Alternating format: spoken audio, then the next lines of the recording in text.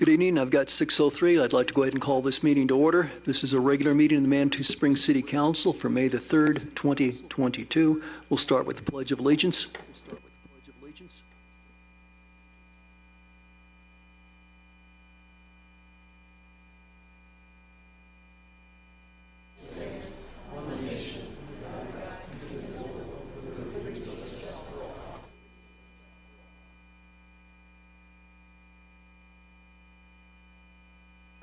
Would the city clerk please take the roll? Council members Judith Chandler. Present. Julie Wolf. Here. Natalie Johnson. Here. Nancy Fortune. Present. Michelle Weatherholt is not attending yet. Yeah, our expectation is that Michelle will be joining us about 6:20 or 6:30 by phone. Right. Thank you. Mayor Pro Tem John Shada and Mayor John Graham. Great, thank you.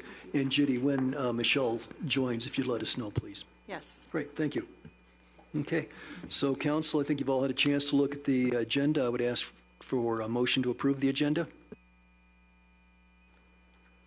So moved. Motion, do we have a second? Second. Okay, we have a motion and a second.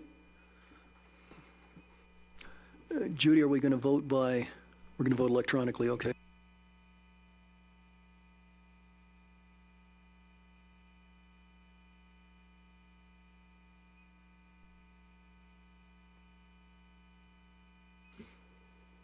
For those of you in the audience, we have to wait to get a prompt from Judy.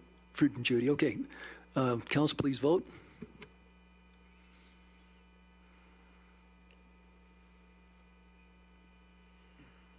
And we have a 6-0 vote in favor. Okay, thank you.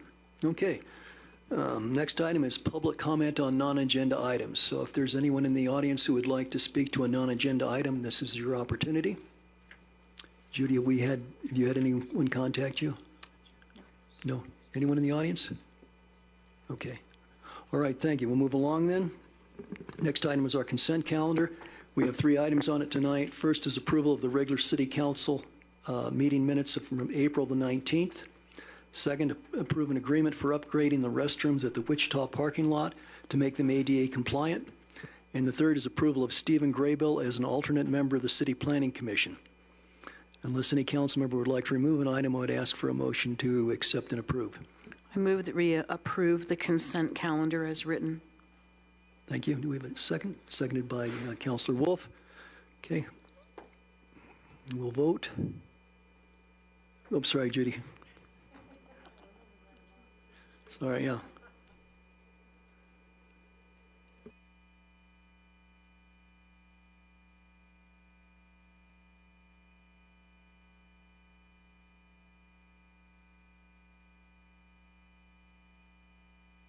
A 6-0 vote in favor.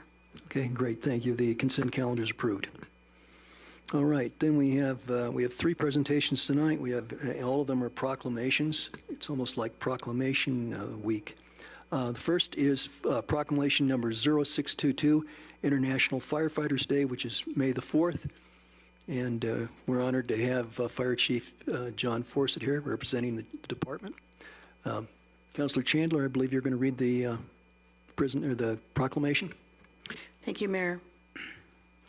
This is proclamation number 0622, dated May 4th, 2022, International Firefighters Day. Whereas firefighters dedicate their lives to the protection of life and property, and sometimes that dedication is in the form of countless hours volunteered over many years.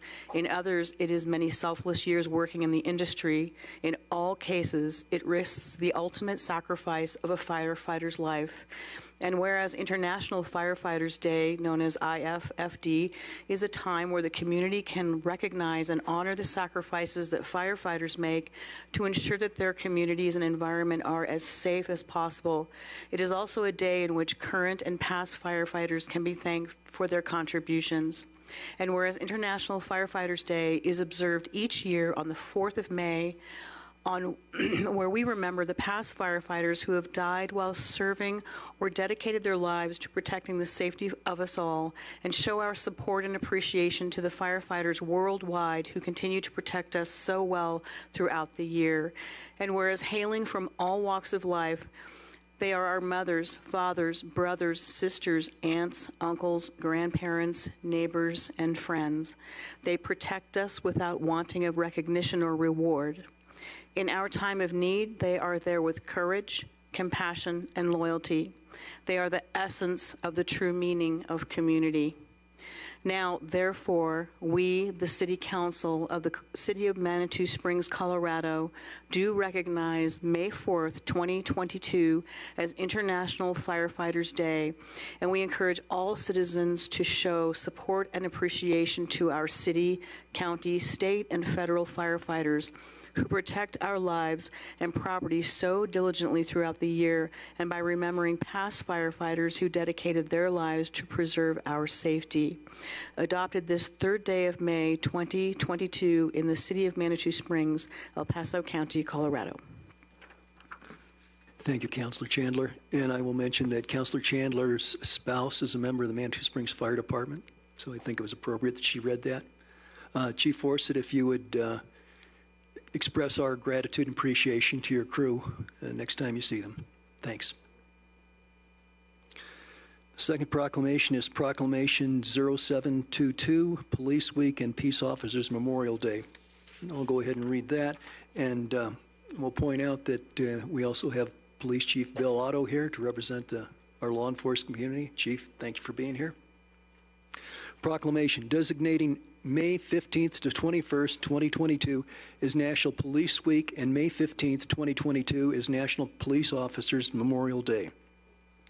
Whereas in 1962, President Kennedy proclaimed May 15th as National Peace Officers Memorial Day, and the calendar week in which May 15th falls is National Police Week, and whereas from the beginning of this nation, law enforcement officers have played an important role in safeguarding the rights and freedoms which are guaranteed by the Constitution and in protecting the lives and properties of our citizens. And whereas through constant application of new procedures and techniques, such officers are becoming more efficient in their enforcement of our laws, and whereas it is important that our people know and understand the problems, duties, and responsibilities of their police departments, and the necessity for cooperating with them in maintaining law and order. And whereas it is fitting and proper that we express our gratitude for the dedicated service and courageous deeds of law enforcement officers and for the contributions they've made to the security and well-being of all our people. And whereas I invite the people of Manitou Springs to observe Peace Officers Memorial Day and Police Week with appropriate ways of commemorating law enforcement officers, past and present, who by their faithful and loyal devotion to their responsibilities have rendered a dedicated service to their communities, and in so doing have established for themselves an enviable and enduring reputation for preserving the rights and security of all citizens. Now, therefore, I, John G. Graham, Mayor of Manitou Springs, do hereby proclaim May 15th, 2022 as Police Officers Memorial Day in honor of those peace officers who, through their courageous deeds, have lost their lives or have become disabled in the performance of duty. I also proclaim the week of May 15th through May 21st, 2022 as Police Week in recognition of the service given by the men and women who, day and night, protect us through enforcement of our laws. Adopted this third day of May 2022 in the city of Manitou Springs, El Paso County, Colorado. And Chief, we would appreciate it if you would let your officers and staff know that we appreciate the service that you provide to the community. Thank you. Thank you. And then our third proclamation for the evening is number 022, Archaeology and Historic Preservation Month Proclamation, May 2022. And Councilor Fortune will read that. City of Manitou Springs Proclamation Number 0822, Proclamation Archaeology and Historic Preservation Month, May 2022. Whereas the month of May is celebrated nationally as Archaeology and Historic Preservation Month, and whereas Manitou Springs is invested in the natural and historic environments found in and around the city, and whereas Manitou Springs' 3 National Register districts, 10 individually listed National Register sites, and many, many places within our local historic preservation district matter to our citizens and visitors. And whereas it is important to celebrate the city's natural and built environments and the contribution made by dedicated citizens in preserving our surroundings, which gives the community its unique sense of place and identity. Now, therefore, John Graham, Mayor of the City of Manitou Springs, Colorado, do proclaim that May 2022 shall be observed in the City of Manitou Springs as Archaeology and Historic Preservation Month. Manitou Springs citizens are called upon to take the following actions: hike our local trails with family and friends, enjoying the beautiful scenery and views of our community that have been largely unchanged for 100+ years. Discuss the history of Manitou's first residents, the Mountain Ute tribe, and other Native American tribes historically found in this area. Walk with family and friends within the city, looking for heritage plants brought by early settlers, such as lilacs, found to be well suited to our environment, and all the historic homes, downtown buildings, and mineral springs to experience and learn more about the community they live in. Appreciate our historic sites and environment and the people who work to preserve them, so they are here for us all to experience and enjoy. Recognize historic preservation as a core community value that provides both the tangible benefit to the local economy and a richness of spirit to the City of Manitou Springs. Join the City of Manitou Springs in celebrating the month of May as Archaeology and Historic Preservation Month. Adopted this third day of May 2022 in the City of Manitou Springs, El Paso County, Colorado. Great. Thank you. I guess we don't have a specific team to thank for that, but any of us who are feeling older, I suppose we take Archaeology Week to heart, or Archaeology Month. Great, thank you. We have 2 public hearings this evening. The first is public hearing and consideration of an application for a new hotel and restaurant liquor license at 733 Manitou Avenue, Mona Lisa of Colorado Springs, Inc., doing business as Mona Lisa Fondue Restaurant applicant, with City Council acting as the local licensing authority. And before we get into that, I'd like to walk through the steps we have for the process tonight. We'll have staff presentation be presented by our city clerk, who's also our liquor licensing person. And we'll have the applicant's presentation. We will then have public comments, so anyone in the audience who would like to make comments will be permitted to do so. That will be followed by the applicant's opportunity to respond to any questions or comments. And finally, we'll have the city representative will have an opportunity to comment. And then we'll close the public hearing and go into deliberations. So with that, Judy, would you like to go ahead and present?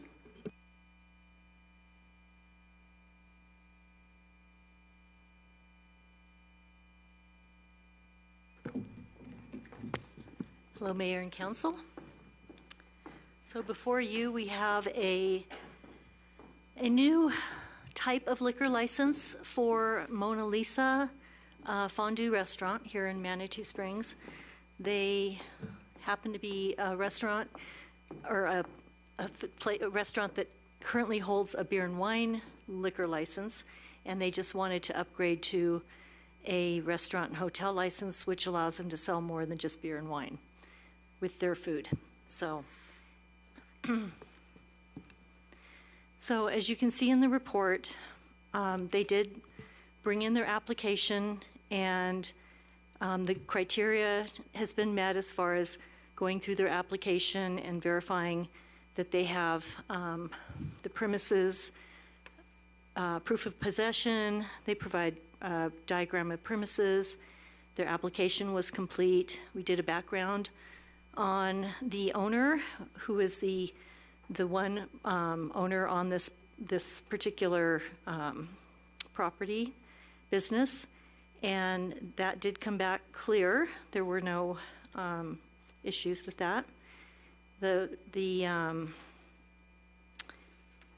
evidence of support and need is still required for something like that, even though they've been in business selling beer and wine for about 20 years, I believe. They still, by making this change of type of alcohol or liquor license, they did have to meet the requirement of providing evidence of support and need. So that petition is included in this packet. And with that, there were 12 signatures that they obtained That was done on one day where they circulated that petition, and that those signatures include residents and business owners in the area. And so that was one of the requirements, and they met that. So we have this before council to see if council is interested in allowing them to change their liquor license type from, moving it to a hotel and restaurant license. Okay, thank you. Council, do we have any questions here for Judy at this point? Okay, great. Oh, Nancy, please. Yeah, just a quick, easy question. On question 24 of their application, it says, does the manager act as the manager of or have financial interest in any other liquor license establishment in the state of Colorado, and providing the name and type of license? And that wasn't filled out, and I didn't know if I'd missed that somewhere else in the application. So maybe that would be a question you would like to ask our applicant. Okay. This was the application he submitted, and it did, in some of the other areas throughout the whole application, it does indicate that he is the owner of the property, and indeed that is who we have on file for his current beer and wine, as opposed to a manager. And usually the manager, a lot of times that'll be with like a liquor store, that sort of thing as well, where they need to know that information. Okay, thank you. And with that, if we could hear from the applicant.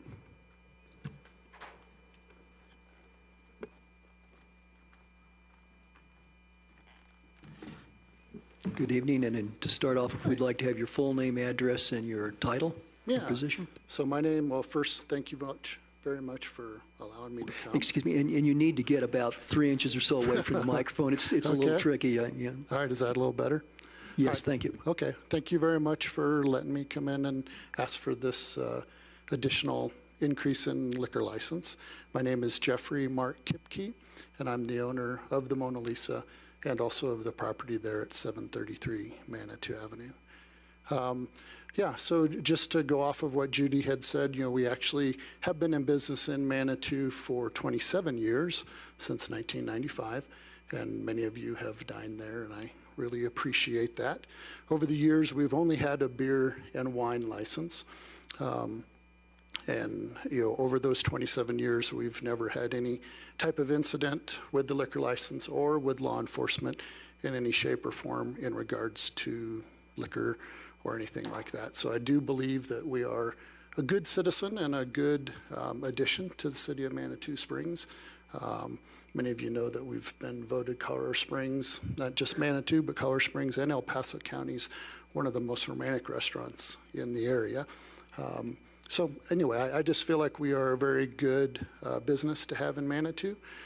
Many of you also are obviously familiar with COVID and kind of the stresses that it's put on a lot of businesses. You probably also notice that there's several empty restaurants in our city at this point. And, frankly, it has been a hard thing for our industry. So with that, we've kind of been trying to look at our business model and how can we increase sales, how can we weather this storm, and that, obviously was a highlighted thing because we have not had the opportunity to sell cocktails and mixed drinks, which honestly a lot of our customers have asked for. So this is a opportunity for us to be able to do that, so that's what we're asking for. Great, thank you. I'd like to give council an opportunity for any quick questions at this time. Okay, all right. Nancy? Yeah. Yeah, you checked yes to the question that you act as a manager or have financial interest in other liquor license establishments, but you didn't put down the name or type of license, and I was just wondering what other... That must be a mistake because the only liquor license I am a part of is the beer and wine license that I currently have. And I think when I talked with Judy, currently we have that license, and now we're asking to change that. So that's the only license that I have ownership in. Okay, thank you. So question 24, Judy, just minor change. Okay, all right, thank you. Well, sir, this will be an opportunity now. I'll open up the public comment portion. So Sure. You'll have an opportunity to come back and Okay. answer more questions, Yeah, probably. well, thank you very much. Okay, thank you. So at this time, I'd like to open up the public comment portion of the hearing. So anyone in the audience who would like to speak to this is welcome to do so. Do we have anyone who's interested in making comments? Going once, going twice. Okay. Very good. Well, council, we have the opportunity to bring our applicant back again for comments and questions. Do we, I think this is a fairly simple matter. We've an established operation. They're basically just sort of upgrading their license a little bit. We can maybe go around the table and take the temperature. Julie, you got something to say? Do we have to close the public hearing? Yeah, I can. It's closed. We can reopen again if necessary. No, I think it's fine. I don't have any objections. I don't have any questions. Okay, thank you. I'm also comfortable moving forward with it. Okay, great. John? Okay. Okay, I think we can move forward, and by that, I guess I would entertain a motion to act on this. Julie? I move to approve the liquor license to be the hotel and, what's it called? Hotel and restaurant license. Motion, I'll second that. seconded by Mr. Shada. Okay, any further discussion, council? If not, let's go ahead and vote as soon as we get the option here. Okay, let's vote.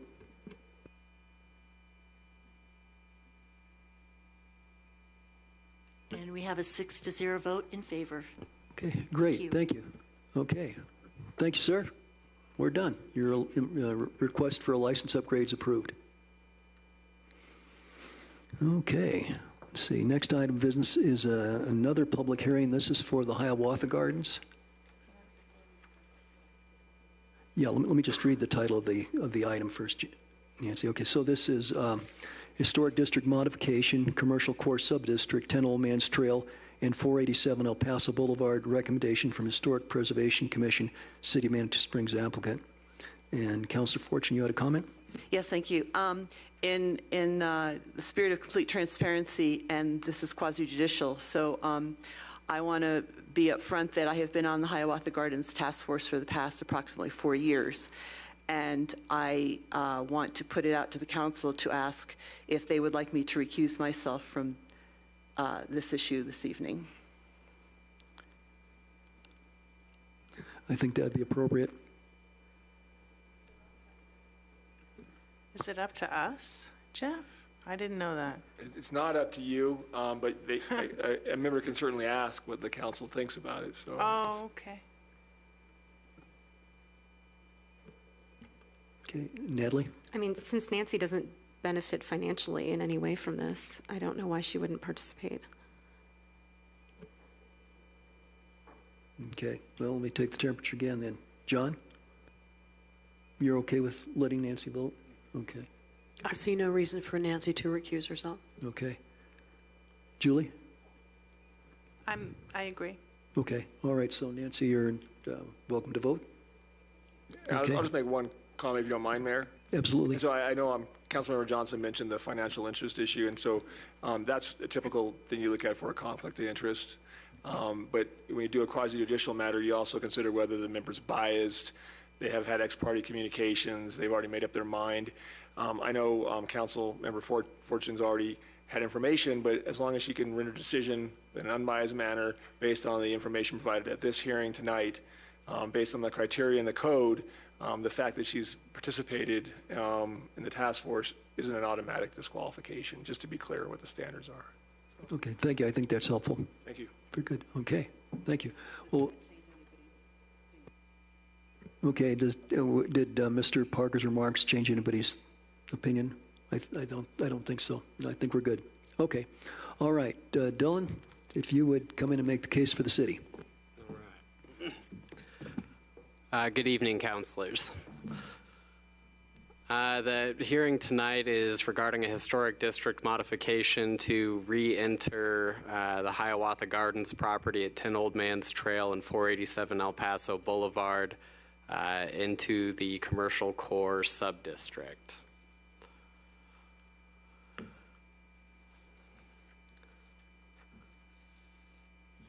All right. So the city is proposing a modification to the existing commercial core sub-district boundary to re-enter the property better known as the Hiawatha Gardens to better serve a rehabilitation and restoration of the existing structure and the redevelopment of the property located at 10 Old Man's Trail and 487 El Paso Boulevard. The entire property encompasses approximately 1.84 acres of land and was included in the original historic district created by the Historic Preservation Commission in 1980. The property was removed from the original district in 1996 due to a lack of historical knowledge of the property. At the time, it was thought that not much of the historic integrity remained, and the property was then removed from the district. However, due to a recent assessment by the Hiawatha Gardens Task Force and a third-party consultant from Felsberg, Holt, and Uleveg, it's been determined that the intact queen truss roof structure, beaded paneling, wood columns, and maple wood dance floor are key components of the original concert, theater, and dance hall. Some local citizens have since requested that the property be re-included into the local sub-district to aid in its preservation and to preserve the remaining historic components on the property.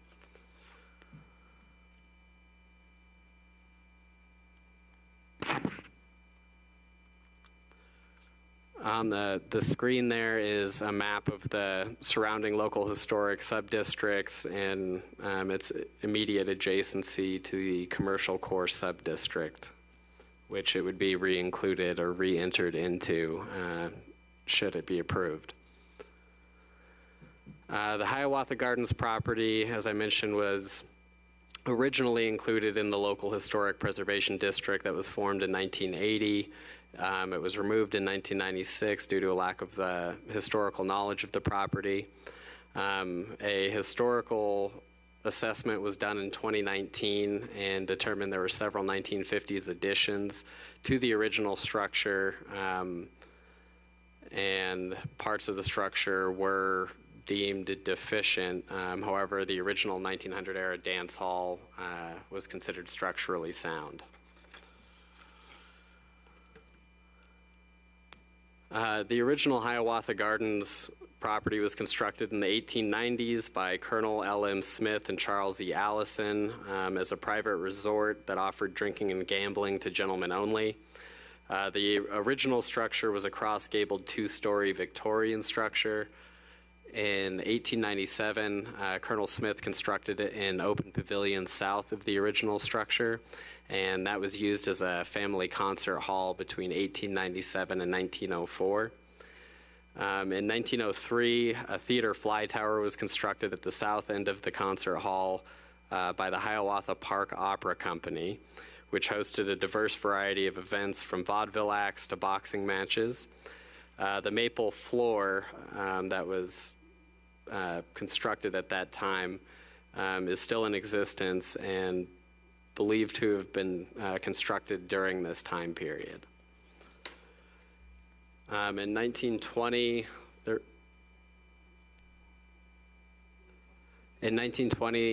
there was a large fire that erupted in the city and caused some damage to the original Gentlemen's Club.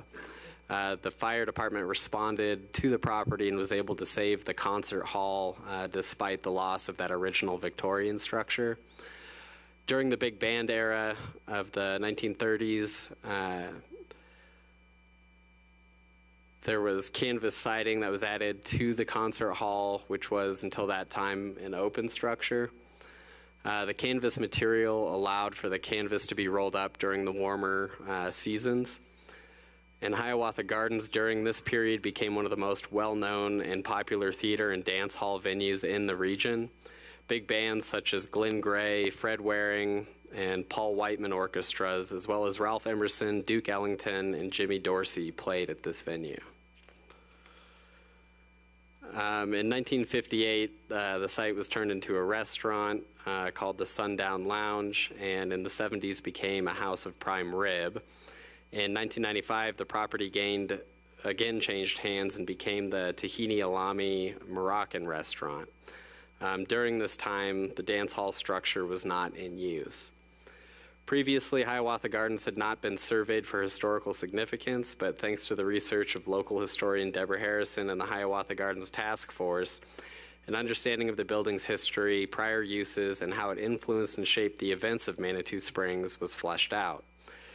The historic significance of the property was determined by the research done by Ms. Harrison and the task force, and in the application of the National Historic Register of Historic Places criteria for evaluation. The criteria are listed on page 6 of the assessment performed by Jake Lloyd of Felsberg, Holt, and Ullevig. Historic resources meeting at least one of those 4 criteria for significance mentioned must also possess integrity of location, design, setting, materials, workmanship, feeling, and association. So the recommendations of Felsberg, Holt, So the criteria listed for designation under the City of Manitou's code is found in section 1704040B. That is shown there on the screen behind you. The Historic Preservation Commission has forwarded a recommendation for approval to City Council regarding the change to the local historic district boundaries. And the regulations that they are citing from 1704040B are 1, that the area to be re-entered into the local historic preservation district does convey a sense of historic or architectural cohesiveness. 2, the area to be re-entered into the local historic preservation district does contain property that have historic significance or retain a high degree of integrity. 3, the area to be re-entered into the local historic preservation district does contain properties that embody distinctive characteristics of a style, type, period, or method of construction, or are valuable examples of the use of indigenous materials or craftsmanship. And 4, that the area to be re-entered into the local preservation district does meet the required criteria. Also attached to the report was the evaluation done by Felsberg, Holt, and Ullevig that also recommends this be re-entered into the district. That concludes the presentation, and I'm ready for questions. Okay, I was going to ask you, Dylan, were you anticipating having anyone from the HPC also join you in presenting information, or? I was not anticipating it. Okay, then that's fine. So council, this will be it's a public hearing, so we will have a period of public comment. But if you'd like to ask questions of Dylan at this time, this would be appropriate. We'll have a second round as well. And I'd also like to add that Jake Lloyd, who did the evaluation from Felsberg, Holt, and Ullevig, is also in attendance tonight if you have questions for him. Okay, all right, thank you. Okay, well, this is a public hearing, so I'll open up the public comment portion. Let's see, do we have anyone who'd like to speak to this? Okay. Mayor?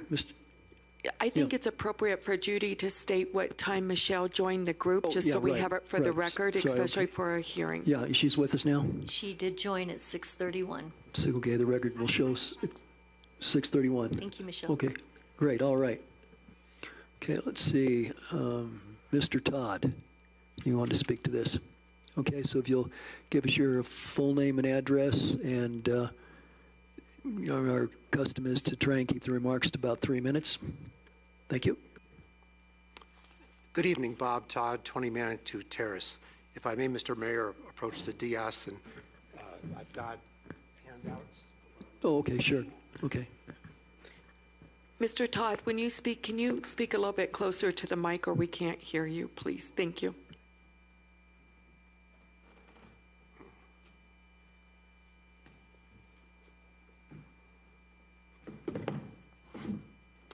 My apologies for being late this evening. I present this position to you on the QT, not knowing that there'd be a public hearing this evening until yesterday about 3 o'clock in the afternoon when I looked at the agenda. So just briefly, you have a handout of my remarks, and as an overview, I am requesting that City Council defer placement of the current Hiawatha Garden skeleton structure in the Historic District. This action, deferring it, would be consistent with the City Code, the Hiawatha Gardens Task Force 3 Transformation Plan, Council Resolution 1721, and the Task Force preliminary plans, and lastly, their public meeting on March 30th, 2022. By adhering to the processes established by the city and factoring in the potential impact of the November 22nd Colorado Springs Retail Marijuana Initiative, the city will have a dozen snapshots in the near future to determine the overall viability of restoring and rebuilding the Hiawatha Garden historic structure. By placing the property in the historic district, not only is it legally prescribed, but prudent financial management requires this project investment must be financeable, and the projected operational contribution to the city or the burden of the project must be such that it is not a risk that the city can afford to take. Lastly, if the project is not a success at any stage, such as its funding, such as its construction, such as its operation, the resources to turn back putting in the historic district are huge. Not just the sunk cost already expended and the ongoing mothball stabilization efforts, but the onerous and expensive task of removing a building from the historic district for repurposing or demolition. I want to highlight one detail, and to me this is kind of the cornerstone of this evening's discussion. Let me quote City Code Chapter 17.04.040D, Dylan previously presented B, point 1. And what this says is, within 60 days of the receipt of the recommendation and proposed ordinance, city staff shall report to the City Council on, highlighted, proposed improvements and any other plans for the renewal area involved. And plans typically would mean not just architectural details, but use and function, cost, benefit, financial flows, etc. That is not presently available. And then what I would point out in my memo, without taking up more time at this moment, because I want to be within 3 minutes, you will see highlighted 6 other activities on this project that council has already stated to the public that they intend to do, so that they have a view as to where does this project fit in and whether or not it's affordable.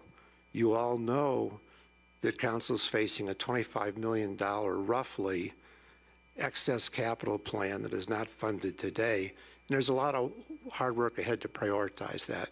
You're in a wonderful position. Previously, that information was not available, so these kinds of decisions could not be made. Okay. Bob, thank you. You're beyond 3 minutes, so if you could sum up here. Yeah. So given the totality of circumstances, particularly the 7 points in this memo, I recommend City Council defer placing Hiawatha Gardens in the historic district until more is revealed on the above issues and concerns, which will happen between now and November 2022. Thank you. Okay. Thank you.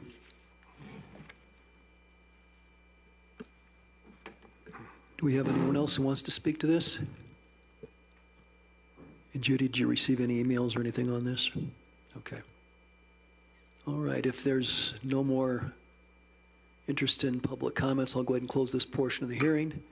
And Dylan, if you would come back, please. So, council, this is our opportunity to ask questions of Dylan.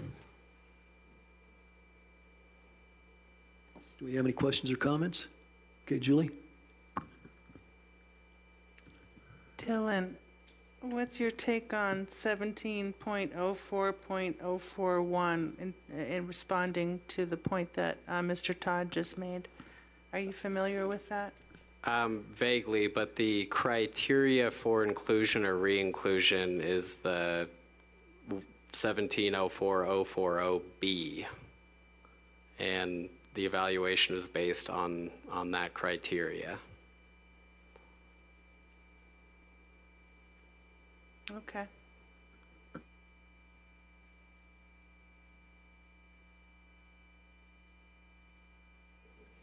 Other questions from council?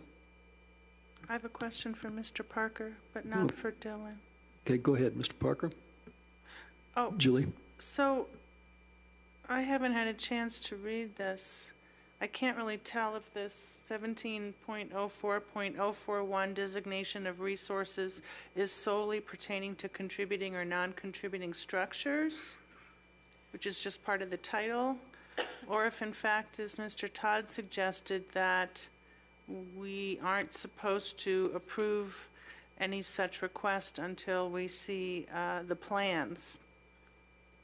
Are you familiar, do you know? Yeah, well, I mean, we're looking at actually, just to be clear, it's 17.04.040, and then it basically lists like 6 criteria for when you're going to designate basically either a single property or an area added to the district.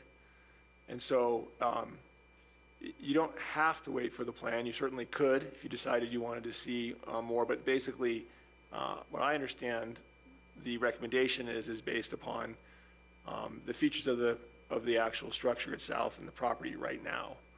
So the question is, can it be added in now without seeing what's planned to be done to it in the future, based on those 6 factors in 17.04.04B.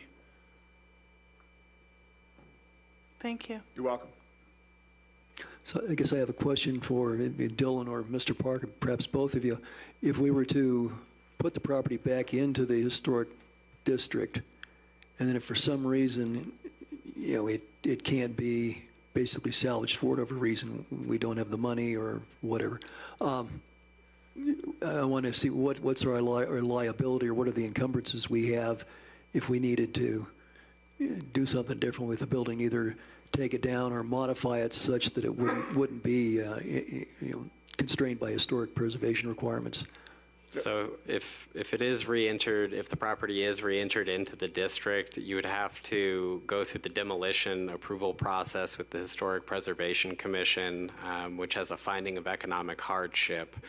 And the Historic Preservation Commission would make a determination on whether to allow that demolition or not. Okay, thank you. Mr. Parker, do you have anything to add to that? I was going to say the same thing. Okay, great. Well, I'm glad you both agree. And in the alternative, couldn't there also be a motion just to take it out? Yeah, there could be. The criteria for removing it is basically that it doesn't meet the criteria for adding it. So, I mean, it's a little bit incongruous to find one day that it should be in there, and then like a month later when nothing changes, take it out again. So you probably want to go through the economic hardship process. Right. Although ultimately that decision is appealable to the city council. So, you know, that's what happens when you're dealing with your own property. You know, you have a little more leeway in what you do with it, but. Okay, thank you. That clarifies matters. Okay. Other comments or questions, council? Well, I guess I have concerns. It seems that we've got a lot of projects in front of us, and they're all fairly intimidating insofar as they're expensive, and we worry about basically the marijuana revenue. I know that's been a concern that council's raised. So you know, I hesitate to think about putting this back in the Historic Preservation District at this time. We would know in November. We'd have a better idea of what our economic future is. We've got a budget retreat on June the 12th. I don't see that there'd be harm in waiting to consider this. I mean, if we did approve it and then find that we're just strapped, it seem to me like this would be not the greatest time to bring it back into the Historic Preservation District and then find ourselves hamstrung by financial matters. The recommendation of the HPC is it's made along historic preservation guidelines. You know, I can appreciate that. But at the same time, it doesn't answer the question, where's the money going to come from? So that's the other side of that coin. Julie? Yeah, I appreciate that and have thought about that myself as well. But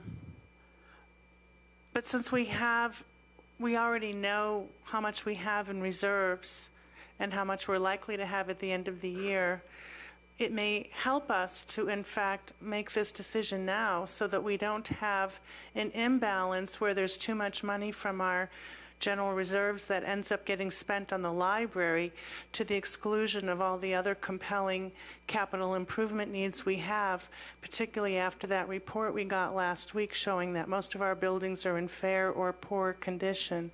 So in a way, the way I look at it is by putting this in the district, it kind of requires us to temper our decision-making as we go forward with other capital improvement needs, including the library. So that's the counterpoint of what you said, but I appreciate the concern.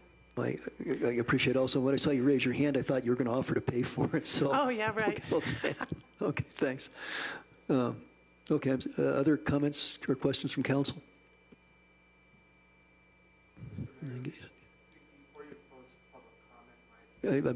Mr. Todd, I already have closed, but I could reopen it if there's good cause.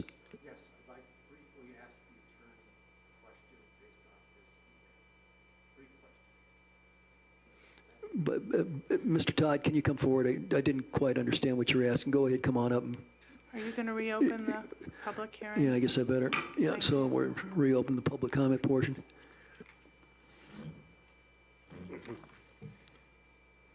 This is a brief question. I did not hand out copies of the code, but the section I refer to is 2 pages long, but what's relevant is only the first page. And what I'd like to ask of Mr. Parker is the following. The point that I raised was, as you pointed out, under the, I must use the term here, but under the designation of 1704040, designation of historic preservation districts, and it lists A through I, and among other factors that it lists are this process requires a nomination. That process was, that's point C. That process was clearly followed by Mr. Brian Murphy. It says there must be a public hearing, that's point D, so that's where we're at now. And it says that the public hearing must have within it exactly what I read. So, Mr. Parker, my question to you is, I don't see how this public hearing is separated from the process of designating a historic preservation district, because we can see that point A, point B, point C were all followed. We're now in point D, and undoubtedly the rest of these points will be followed if it's approved. If it's not approved, of course, they won't be followed, like filing the designation with the county, for example. So I beg to differ on that determination. Might you address that? Okay. Thank you, Mr. Todd. Mr. Parker, do you have comments? Does the council want me to engage in a legal debate with Mr. Todd over this issue? I'm not sure that'd be advisable. I just, if you think you could make constructive remarks within the scope of the law, fine. If not, silence is okay. Well, I mean, I think that my answer is that, we're going through the process of deciding whether or not to designate a parcel of property within the Historic Preservation District. And, I believe that you're looking at the criteria that are set forth in Section 170404 sub B. And the public hearing process basically is deciding whether or not to do that. And I guess I'm not fully understanding Mr. Todd's point about what we're not doing right here. I'm just not understanding that. So maybe I'm just missing the point. Okay, but I guess in your opinion, you feel like we're within the bounds of our duties. That's correct. Okay. If you have a copy of my memo, I believe you do, it's underlined on the first page. Well, so here, I mean, if City Council will let me to discuss the legalities with City Council, I certainly can do so. Typically, you take public comment, and It's not a time to ask questions and engage in a legal discussion unless City Council wants me to support anything further for City Council. No. Okay, I think we understand. Very good. Okay, thank you. Thank you, Mr. Todd. Thank you. Okay. Council, any further comments or discussions, or would someone like to make a motion? Julie? I'm ready to make a motion. Julie, but- can you go closer? We can't hear you. Thank you. If there's no discussion, I'm ready to make a motion. Is there any discussion? We can discuss after the motion's made and seconded, but Oh, sorry. I should have read my Roberts rules again. Okay, I'm trying to find the number. Okay, I move that for approval of HD 2201 Historic District Modification Commercial Core Subdistrict at 10 Old Man's Trail and 487 El Paso Boulevard. Recommendation from Historic Preservation Commission, City of Manitou Springs applicant, that it be approved. I'll second. we have a motion to second. And just in the interests of trying to be clear about our motions, there's been a concern about motions and resolutions. Judy, I believe that's clear enough for the motion. Okay, good. Okay, we have a motion to second. Any further discussion? Okay, if not, I think we're ready for a vote. Judy, if you'd enable the voting buttons.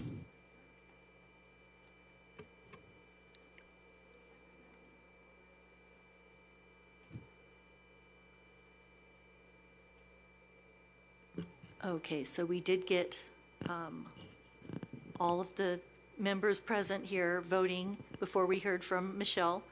And we have a 5-1 vote of those present, and Michelle voted yes as well. So we would have a 6-1 vote in favor with Mayor Graham voting no. All right, thank you.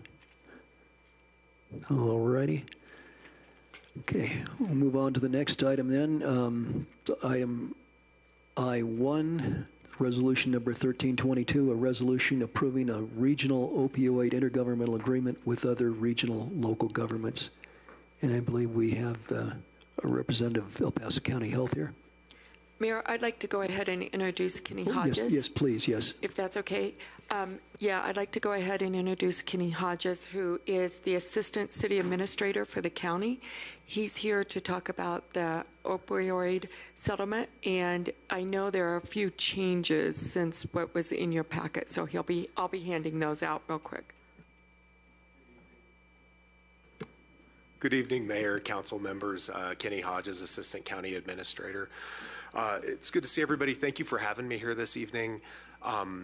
As the council, I believe, is aware, I believe the council approved the state MOU to receive state settlement funds from the class action lawsuit settlement that the state AG's office had filed. I have a very brief PowerPoint that I'm going to run through pretty quickly. I have copies for everybody. Some of the slides are fairly busy. I don't intend to spend a lot of time talking about some of the harm reduction techniques and specifics because, frankly, I'm not qualified to speak to some of those things. But I'll hand those out. It's a paraphrase of much of what the state already has. So thank you, Denise.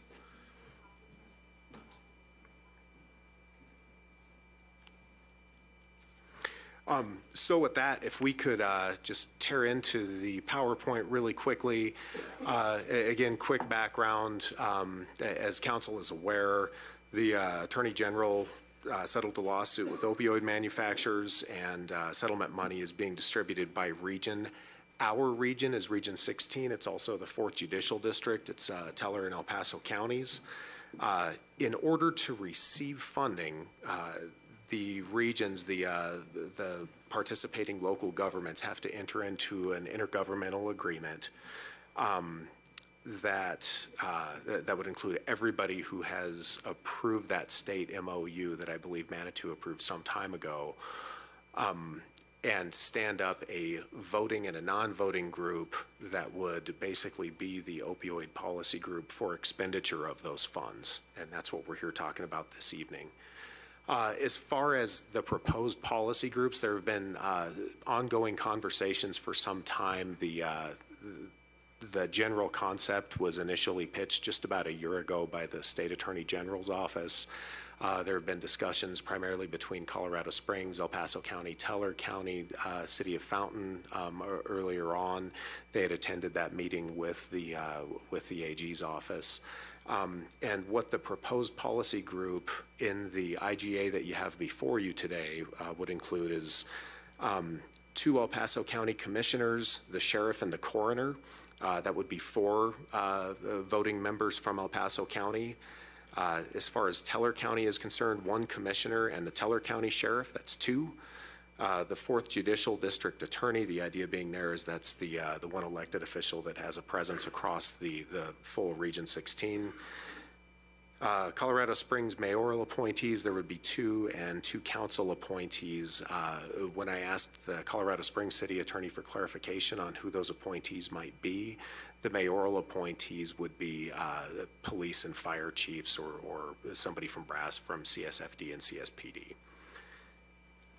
2 El Paso County smaller municipality representatives serving on rotating 2-year terms. I couldn't have phrased that part worse as far as this PowerPoint is concerned, or the initial draft of the IGA itself. And if I could actually divert our attention to the IGA, Denise actually had distributed some proposed changes to that draft that you have before you today.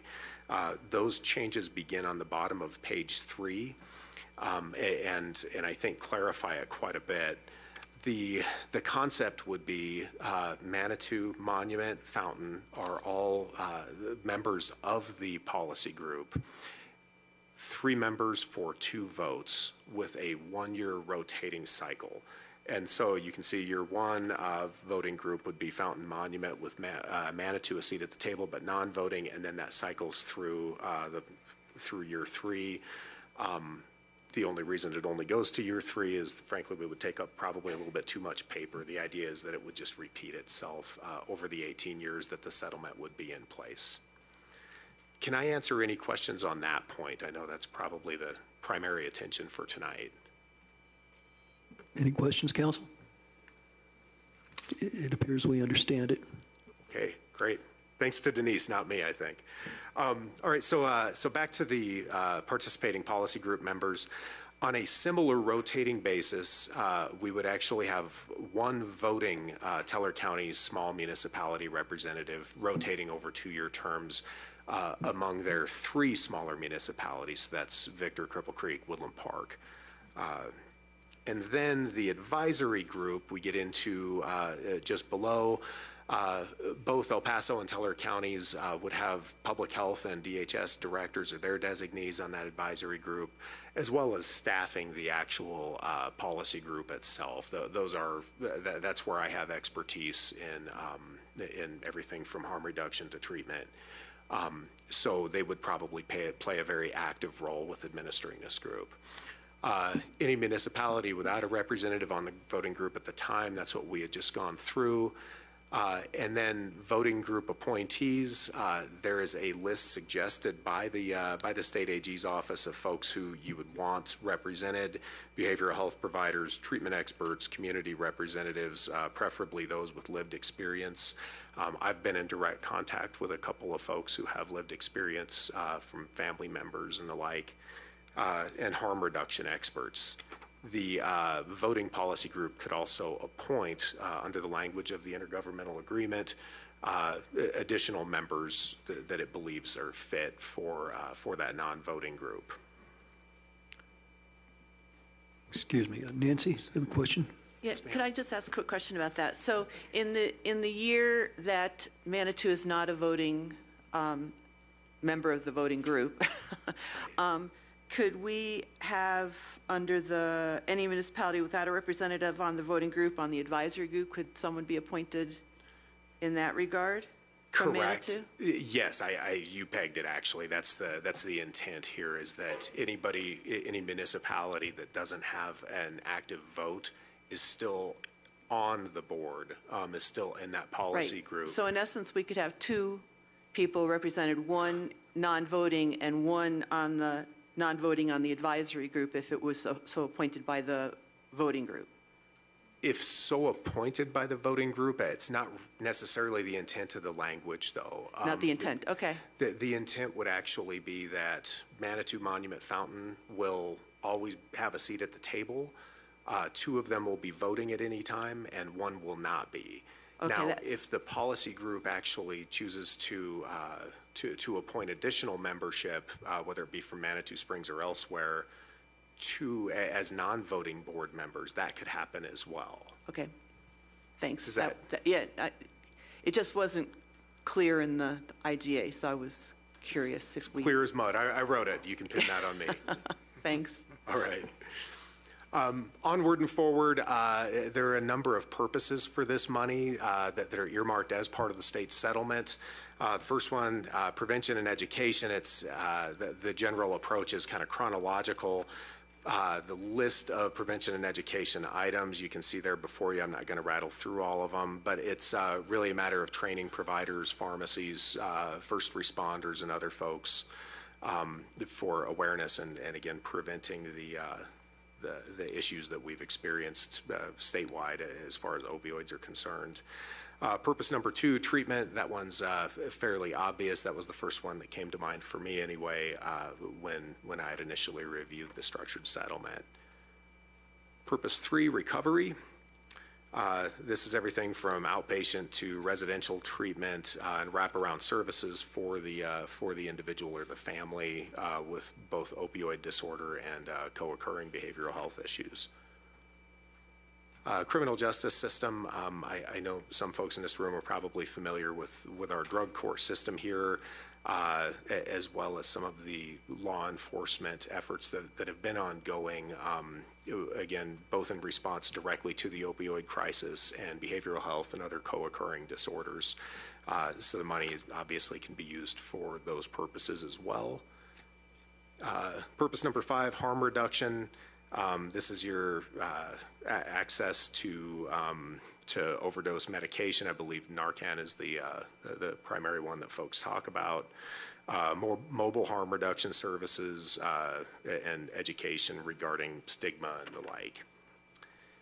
Finally, a note on rural abatement. You will see some of the smaller municipalities are not included with a standing seat on the board. For instance, Rama, Calhan.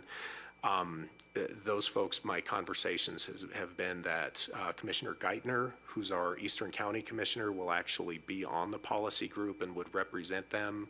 But historically, there's not been a great availability of resources for opioid issues in the rural county. So those are the folks that you think of when you look to the east.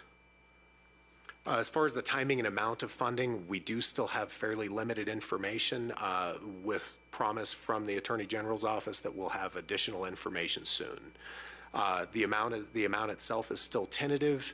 I spoke with Heidi Williams from the Attorney General's office last week, and she had informed me that sometime in May that we would have an idea of the actual dollar amounts.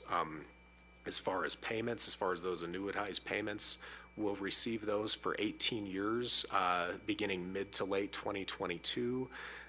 Goal as far as the first meeting of this board may be a little ambitious, but I would like to have an initial meeting sometime next month, sometime in June, if we can do that. Funding will be front-loaded. That's also a statement from the state. I think the idea is to initially establish some of these resources and then have them ongoing over the next period of time. All right, and one other mention that Heidi Williams again had asked me to bring up is the 20% opt-out. So there is 20% of the overall settlement that's designated to go directly to local government based upon population. The local government will have the option to opt out of receiving that directly and basically to put it into this policy group's control. And we'll have more detail on that again sometime this month. If anybody does choose to opt out, there's always an option to opt back in. just as full disclosure, I have not received direction from the commissioners yet on what their position will be as far as that 20%. And that's my email address, my direct line, my office. Please give me a call, shoot me an email if there's a question that I can answer, or if there's anything that I can cover now, I'd be happy to. Great, thank you. Council, do we have questions for Mr. Hodges?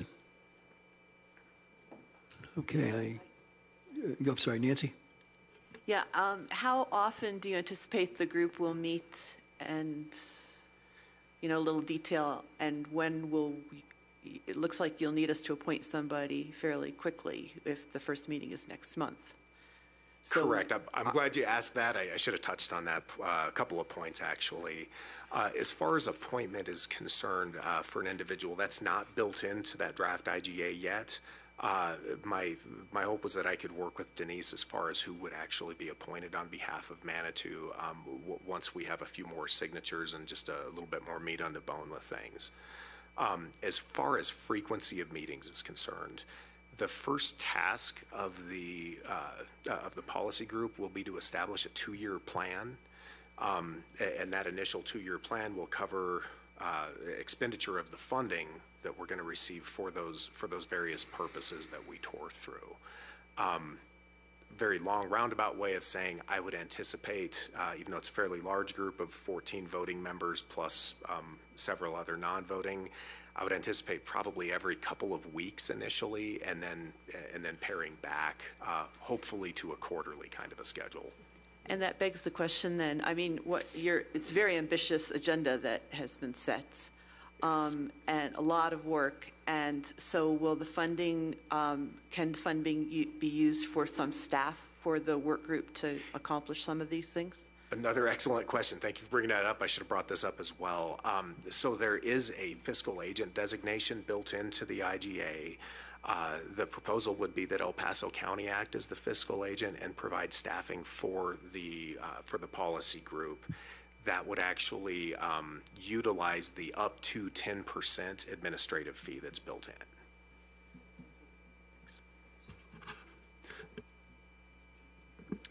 Thank you for coming. I appreciate it. So would you anticipate these meetings rotating to different areas so that there would also be some travel involved? Could you speak to that? I would. The hope would be to use technology to the extent we can, because again, to have 14 voting members or even a quorum of 14 voting members could be quite difficult if we wind up with meetings in Cripple Creek at some point, or out in Rama, or regardless of where it is. But yes, the anticipation would be likely a rotating meeting, at least after the initial one or two. Julie? Are you the same Kenny Hodges who used to prepare QDROs? I am, and it's very good to see you again. Okay. Good to see you too. I wasn't sure if that was you. I've aged poorly, I think. Okay. Other questions or concerns from council? Okay, well, we have before us a resolution to enter an IGA towards this plan. I guess maybe the big question in my mind is finding someone to do this. So I guess we could, if someone on council wanted to do that, that's an option. If not, then Denise, I think the fallback position is that we'd look for someone on staff. So I will ask if there's anyone on council who'd be interested in serving on this board. Okay, and seeing none, it looks like we would be looking for someone on staff to take care of that. Denise, you're nodding your head. I gather you're reasonably content with that? Yeah, we'll go ahead and find somebody. I'll talk to Kenny and see who the other municipalities are using, and then we'll go from there. And I'll let council know. Okay, so that probably answers the big question regarding this. I think we're at a point where we could probably entertain a motion unless there's some other discussion. Natalie? Nancy, were you going to say something? I was just going to make the motion. Okay. Okay. I move to approve resolution number 1322, a resolution approving a regional opioid intergovernmental agreement with other regional local governments. Well, second. Okay, seconded by Councilor Wolf. Any further discussion? Okay, if not, let's go ahead and vote.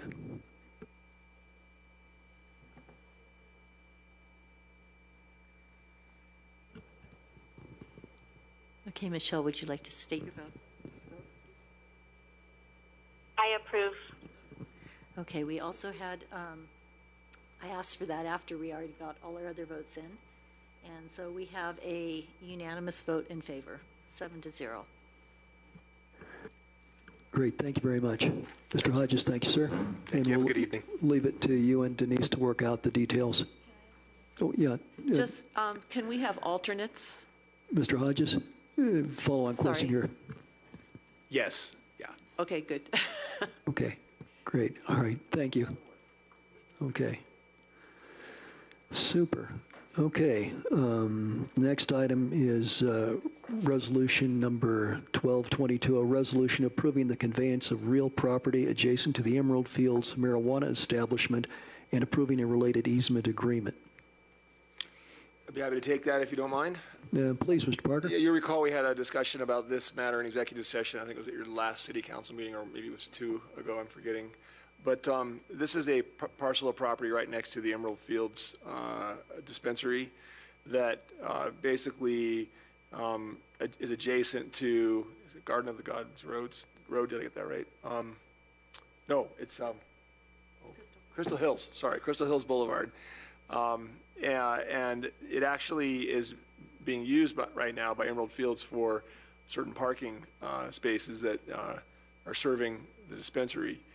And Emerald Fields contacted me and asked, our attorney contacted me and said, would the city be willing to convey an easement, or would the city be willing to sell this property to Emerald Fields, because we'd like to continue to use it for parking, seeing as our parking is kind of on the property.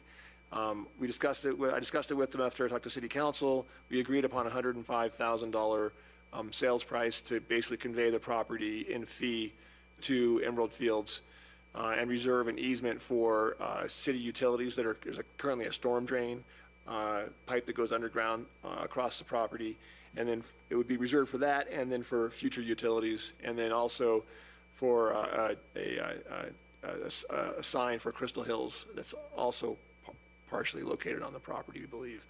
And so what you're doing tonight, if you do approve the deal, is you'd be approving the resolution that approves a short purchase and sale agreement, because the title company wanted a purchase and sale agreement to complete the transaction for a price of $105,000 minus half of the survey costs, which were $2,100, so that'd be $1,050, and then minus 1/2 of the title insurance policy. And their attorney's here, and I'm not sure if we have an actual figure for that. He actually was here. Oh, there. You have a figure for that, Charles? I do not. So usually around, probably for the price, sales price, maybe around $1,500 maybe for. Yeah, so you'd probably be looking at like under $1,000 in addition to split the costs of the title insurance policy. So the city would be getting approximately $103,000 for the parcel, and getting an easement in return for the existing utilities and for future utilities that are needed to go under that parcel. Great. Council, questions for Mr. Parker? Any other? I think we look as this is pretty good news. Well, I guess we could move to a motion. I'll move that we approve resolution number 1222, a resolution approving the conveyance of real property adjacent to the Emerald Fields marijuana establishment and approving a related easement agreement. And seconded by Councilor Wolf. Any further discussion? If not, we'll go ahead and take a vote.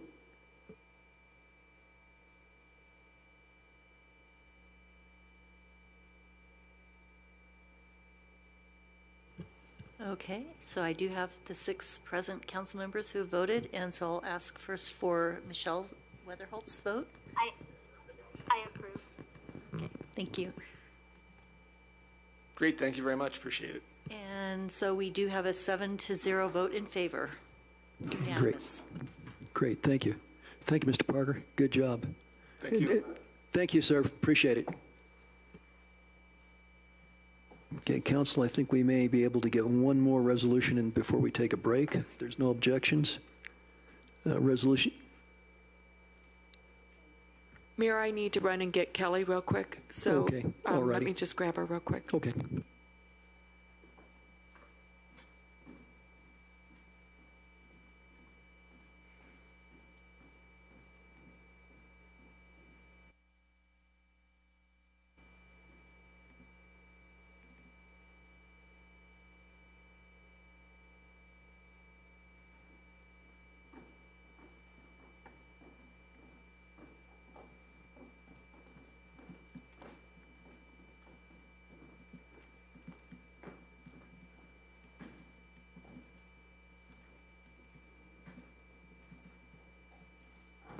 Good evening, Kelly.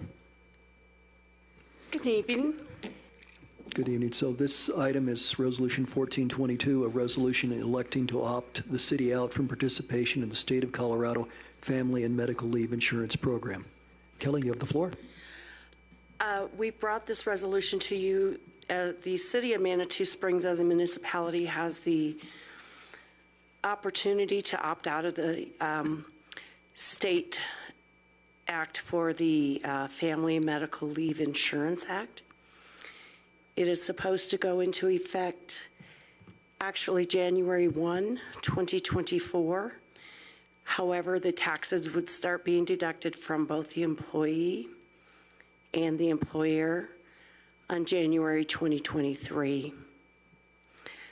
As a municipality, we would prefer to opt out of it. Right now it's kind of up and down. They don't really have the full understanding of the program. Excuse me.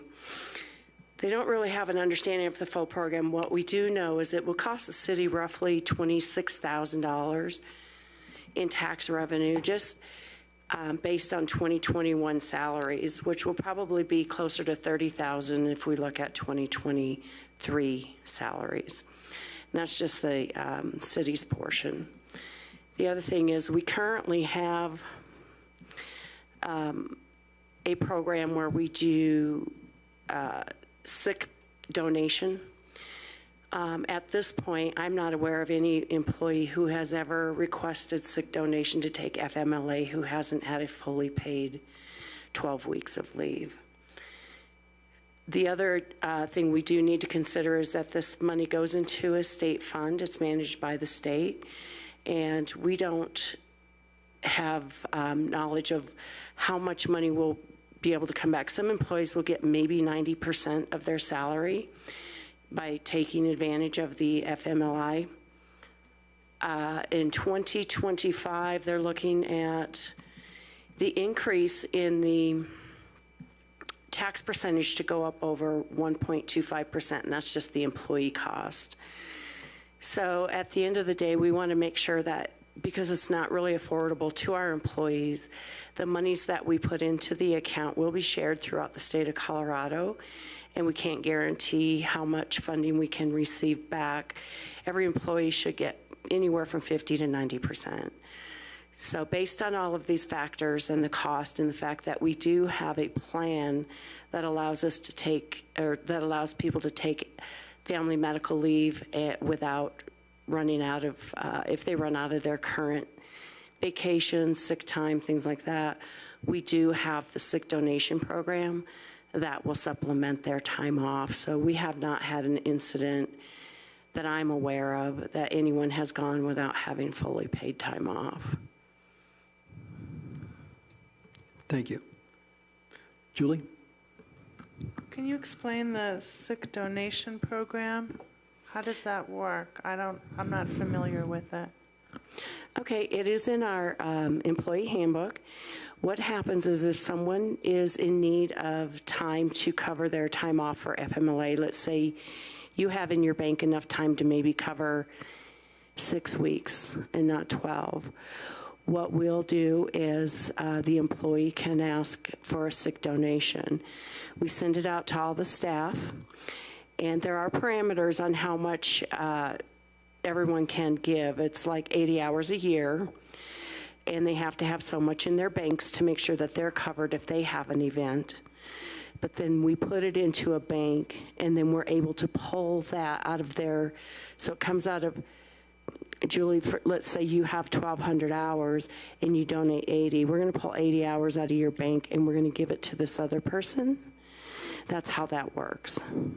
So so we're already covered, is it the federal FMLA, the Family Medical Leave Act, or what program, if any, pays an employee if they're out sick beyond the amount of sick time they've accrued? Is there any that actually pays them, or does the FMLA just give them unpaid time? Well, the current FMLA law gives them 12 weeks of time, and it's paid or unpaid, whether they have a bank of vacation or sick together, Well, right? paid means, let me try to rephrase I'm not, if I've accrued 20 hours of sick time because I've worked here for X amount of time, I'm not calling that paid leave, okay? I'm calling that, I've already earned that leave. I've already earned that time to be sick. If I'm going beyond that, I don't get paid. I just have the legal right to not get fired if I take up to 40 hours per year or whatever the limit is or something. Is that right? That's basically correct. But what we do so that you don't face that challenge is we have the sick donation, right? But the donation is just a donation. I mean, it's like standing out there with your cup hoping somebody throws $1 in it because you need money. I mean, there's no guarantee. I guess it's very nice they do the donation. I don't mean to be smacking it down. I'm just trying to be clear on what our employees are currently entitled to. So, and you've answered that for me, so thank you. Okay. Yeah, thank you. Nancy? If we were to opt out now, could in a few years, it looks like it's actually a beneficial program to our employees, can we opt back in again? As far as I'm aware that we can, I have not seen anything legally. Have you, Jeff? No, there may be at least a 1-year limitation on opting out. If you opt in, you can't opt out for 3 years. So I have to look at the reverse. I might be able to answer your question before we finish this discussion. Councilor Chandler? So I'm really concerned about this one. I just felt that in our packet, we just weren't given any information. I'm very concerned about when I hear things like, well, it's going to cost between $26,000 and $30,000.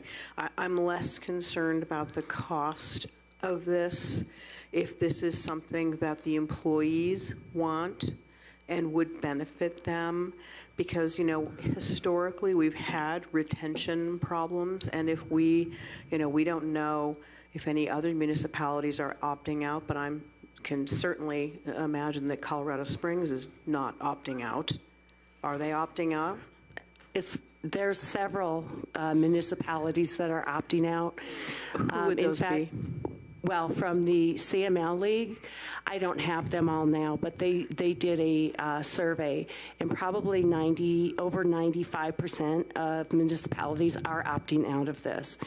The reason is because it's not stable enough, and it is actually going to cost the employees a lot more in taxes. We did send out a notice to staff that we were looking to bring this a resolution to opt out. Staff had the opportunity to provide feedback, any questions, concerns, and whether they were against this, whether they were for it, and they were instructed to send it to the city clerk by today. And as far as I'm aware, Judy, you can answer this, we have not received any feedback from anyone. Judy, is that true? You weigh in? That's correct. We did not receive anything. Okay. So I think that it can be a great program. I think there's a lot of unknowns about it right now. I think that it's in the best interest to opt out because of the cost, the unknowns, the impact to the employees. I know that you say that this could be a retention tool. I've not seen anyone that says that, because it is an additional tax to staff. So that's where they're drawing back on this. Everybody was for it when they were voting and thinking that this was something going to be 100% paid by employers and they were going to get 100% of their check. But now that it's come through, it's split 50-50, the taxes by employer, employee, and they're not getting a full 100% of their paycheck. I just feel that I don't have enough information this evening to make a decision. I feel like this is premature. I'd like to know more of the question posed to Jeff Parker about opting in and out. I would like to know, I'd like to know about what other communities are opting out. I just feel that I'm not ready to support this resolution, and I would recommend that you bring it back to us, perhaps at a work session, and we talk about it. I don't see any urgency in passing this resolution this evening, so that would be my input tonight. We do have a deadline. Jeff, do you know what that is? July 1st. Okay. So we do have a deadline to make the decision and send the documents in. So we would have to get it in within the next few weeks. We'll get it on the calendar. Okay. I'd like to add that I heard this discussion about 2 weeks ago at the Pikes Peak Regional Building Department Board of Directors meeting, and the regional building has 146 employees. They polled all their employees, gave them the opportunity to respond to see what the employees wanted. They had 11 out of the 146 people who said they were interested in the program. So that's about 7.5%. So, but that board hasn't taken action yet, but that's the information they have. Now, my understanding is in Manitou, as with regional building, those employees would have the opportunity to opt in on their own as individuals. Is that correct? I'm not 100% sure I can answer that question right now, Mayor. Okay. So, Julie, yeah. I don't know if I'm confusing my laws, but did I read something, Kelly, that the employee has the option of not paying into this, that they have the option themselves to opt out so that money isn't taken out of their paycheck to help fund this the way they do like with health insurance. And if an employee opted out, the employer still has to put in some money, but the employee would get a lot smaller benefits since they didn't contribute. Is that right? Or maybe that was even just an earlier bill. I don't know. I don't recall that coming through at all in the final act. So, Jeff, do you? Yeah, no, I'm not aware of that, but if the city opts out, employees may still opt in. Well, maybe that's what I was reading. Yeah. So that an employee can still participate in this program without their employer's city doing so. That's right. Is it beneficial, presumably, to the employee if their employer does? I would imagine you're going to get a larger benefit if there's more money being paid into the program. I actually don't believe so. I think that the state makes up the employer's contribution. So I don't believe there's actually a bigger benefit to an employee of the city actually opting in. So if the city opts out, but the employee opts in, then the city doesn't have to do any kind of copay or contribution? Right, that's right, yeah. I think we do need more information about this. There's a lot of details here to look at. Personally, I'd like a little more. I think that's one of the challenges we're facing right now. And that's one of the reasons we wanted to opt out for the first year, because there's a lot of unknowns, as I said. And it's not clear who's going to be responsible for what. Well, I'm hearing some good questions, and I'd be happy to get you the answers that for at least from the questions I heard tonight. We'll probably get you some answers by your next meeting. I think the real concerns are what happens if you opt out, can we opt back in? So when you opt in, you're stuck for 3 years. If you don't opt in, I believe you can opt in at any time, but I don't know for sure. I have to read the statute on that one. So I think I'm getting questions around the opt-in, opt-out, consequences to the employees, et cetera. So I could certainly get you some more information quickly on that. Yeah, just even like a little summation of the act itself so that we have a more complete picture. We did provide a memo to City Council, and if you got it, it kind of goes through a lot of details on this, but it doesn't specifically answer some of the questions I've heard tonight. So I'd be happy to get you those. Thanks. I'd like that. Okay, well, it seems like the sentiment from several councilors is to defer this. It would some like, the other option, of course, is we could adopt it tonight, but if we've got till, through the end of June, we've got a little bit of wiggle room there. What's council's pleasure? Let's go around the table here. Julie, you want to wait? Well, since Jeff indicated that it was simple enough, he could get us the answer in a week, I would move that we postpone it just a week and talk about it at the work session. And if it all sounds good, then put it back on the agenda for the next meeting to vote. Okay, so we'll consider that a motion. Pardon? We'll take that as a motion. Oh, okay, sure. And I would yeah, second that if that's a motion. Okay, yeah, that's, I so move. Okay, Okay, thank so you. we have a motion to Thank second. Denise? Point of clarification, we will not have Jeff at the work session, and I think it's really important with this one to have Jeff here to answer questions, because as you can tell, it's pretty complex, and I don't know anything about it. It's Kelly and Jeff. So I would recommend that we don't bring this to our work session, but we bring it to the next council meeting, so we do have legal representation. The other thing I would ask, just to make sure that we're all clear, if you have any questions specifically, to email those directly to me, and then I can send them to Jeff so that we can make sure they're answered for the exact questions that you have. Okay, thank you. So we have a motion and a second. Well, I'll amend my motion then. I'll amend my motion to say that I move that we postpone this until the next meeting rather than the next work session. Thanks, Denise. And I concur. You concur, okay, so we amended the motion and amended the second in support of that. Any further discussion, council? Okay, if not, let's go ahead and vote.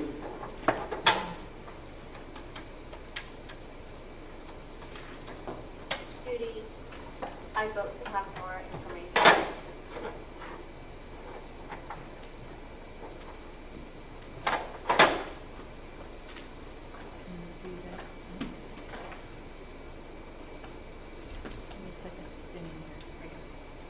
Oh, okay.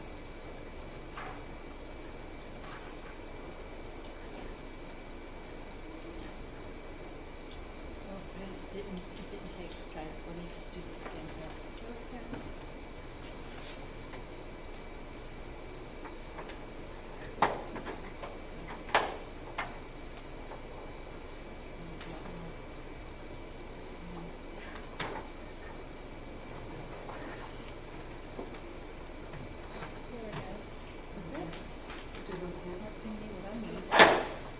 Judy, are we vote again? Do you want us just to raise Yeah, our can we just, I seem to be having problems with the internet or something. It's not coming up the way it should. So if we can just do a show of hands, that would be great.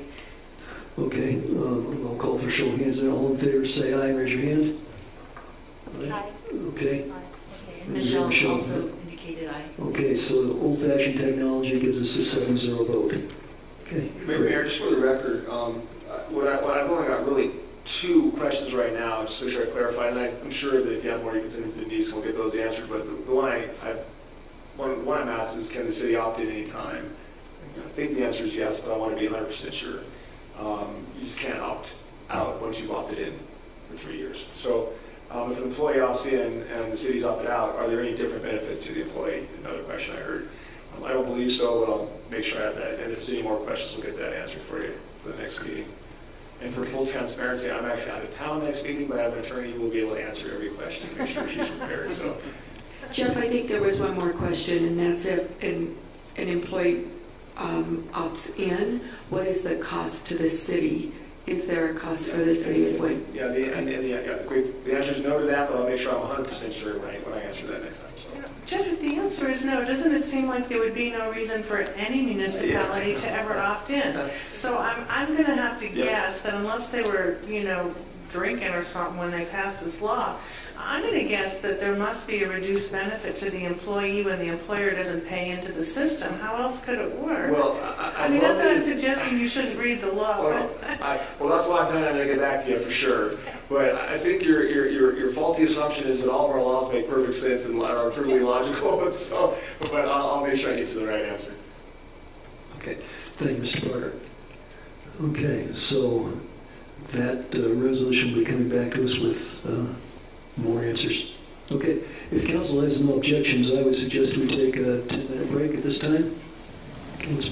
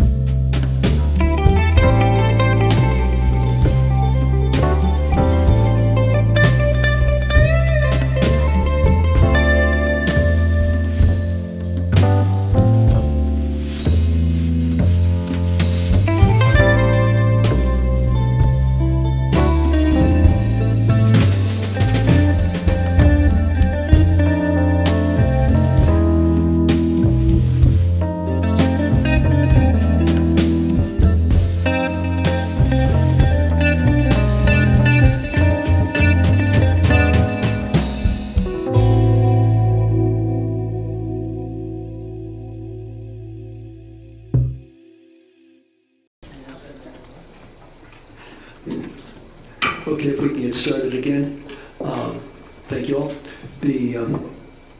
And before we get started, I'd like Steve Grable to stand up. It was part of the consent calendar that we appointed him to the Planning Commission. So Steve, we'd like to thank you for being willing to step up and serve the community. So thank you very much. Thank you. Great. Okay, let's move on to the next item. First reading of ordinance number 0722, an ordinance amending the annual budget for fiscal year 2022. We have our Finance Director, Becca Davis. Becca? Good evening. The amended budget included in your packet is the same as was presented on April 26th, including the fire truck repairs for $23,000 that were added that very week. The third page of the amended budget, or page 146 of your packet, is for me the most important page of the budget, and that's because it's the general fund summary, and the general fund is the operating fund of the budget. And the most important number of the budget on this page is the forecasted unassigned ending fund balance for 2022, and it's currently forecasted at $5,702,139. And this is 54% of total expenditures when you take the URA transfer out, or it's 47% of all expenditures in the general fund, and that's a very, very healthy fund balance. And that's really all I have to say about this tonight, and I'm now willing to entertain any questions concerning the amended budget that you might have. Okay, council. Questions, comments? I think the work session presentation was very effective and reassuring, so. Yeah, entertain a motion. I move to approve ordinance number 0722, an ordinance amending the annual budget for fiscal year 2022 on first reading, and set a public hearing for May 17th at 6 p.m. or as soon thereafter as the matter may be heard. Second. Motion is second. Any further discussion, council? Okay, hearing none. Okay, so. Who seconded that motion? Seconded by Councilor Chandler. Thank you.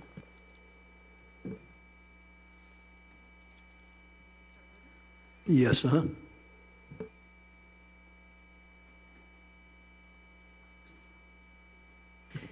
Okay, and so I will ask Michelle Weatherholt for her vote on that. I approve. Judy, I'm going to have to call you back because my phone is breaking up. I don't know if it's my phone or the connection or something, okay? So let me call you back, but yes, I approve. You approve. Okay, thank you. I'll grab you when you come through. Okay, with that, we have a 7-0 vote in favor. Great, thank you. Okay, thank you, Becca. Super.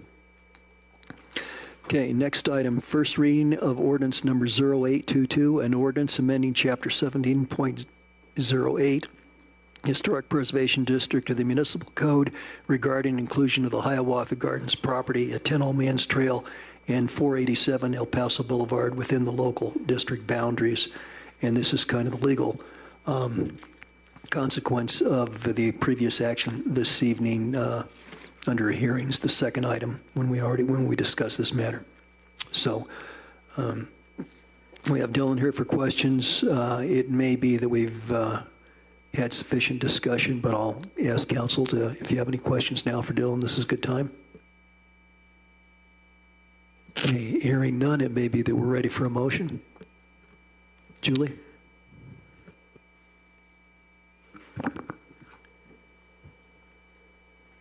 Sorry, I got to pull it up again. It just blipped out on me. Here we go. I move to, whoops, that's not it.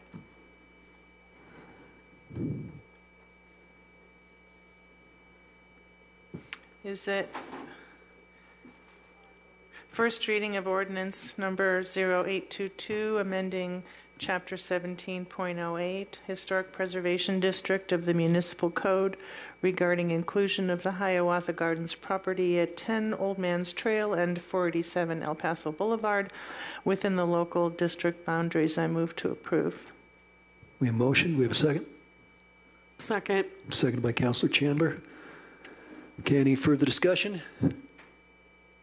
Hearing none, let's go ahead and vote. Okay, and I've got everybody in person, their vote, but I will ask Michelle Weatherholt what her vote is on this. I approve. Thank you. And we have a 6-1 vote in favor, with our one no vote being Mayor Graham. Okay, thank you. We're a consistent group. Okay. Well, there's something to be said for consistency some days. Okay. Item I6, first reading of ordinance number 0922, an ordinance of the City of Manitou Springs, Colorado, amending Title 17 of the Manitou Springs Municipal Code to remove the administrative minor amendment process for material change of appearance certification. And this is a planning item, so again, we will be hearing from Dylan. Dylan. These changes were initiated after some citizen concerns regarding a specific administrative approval that occurred in the log cabin district. Under the current code, that's section 1704.050A3E, allows for minor amendments to material change of appearance certifications through an administrative approval.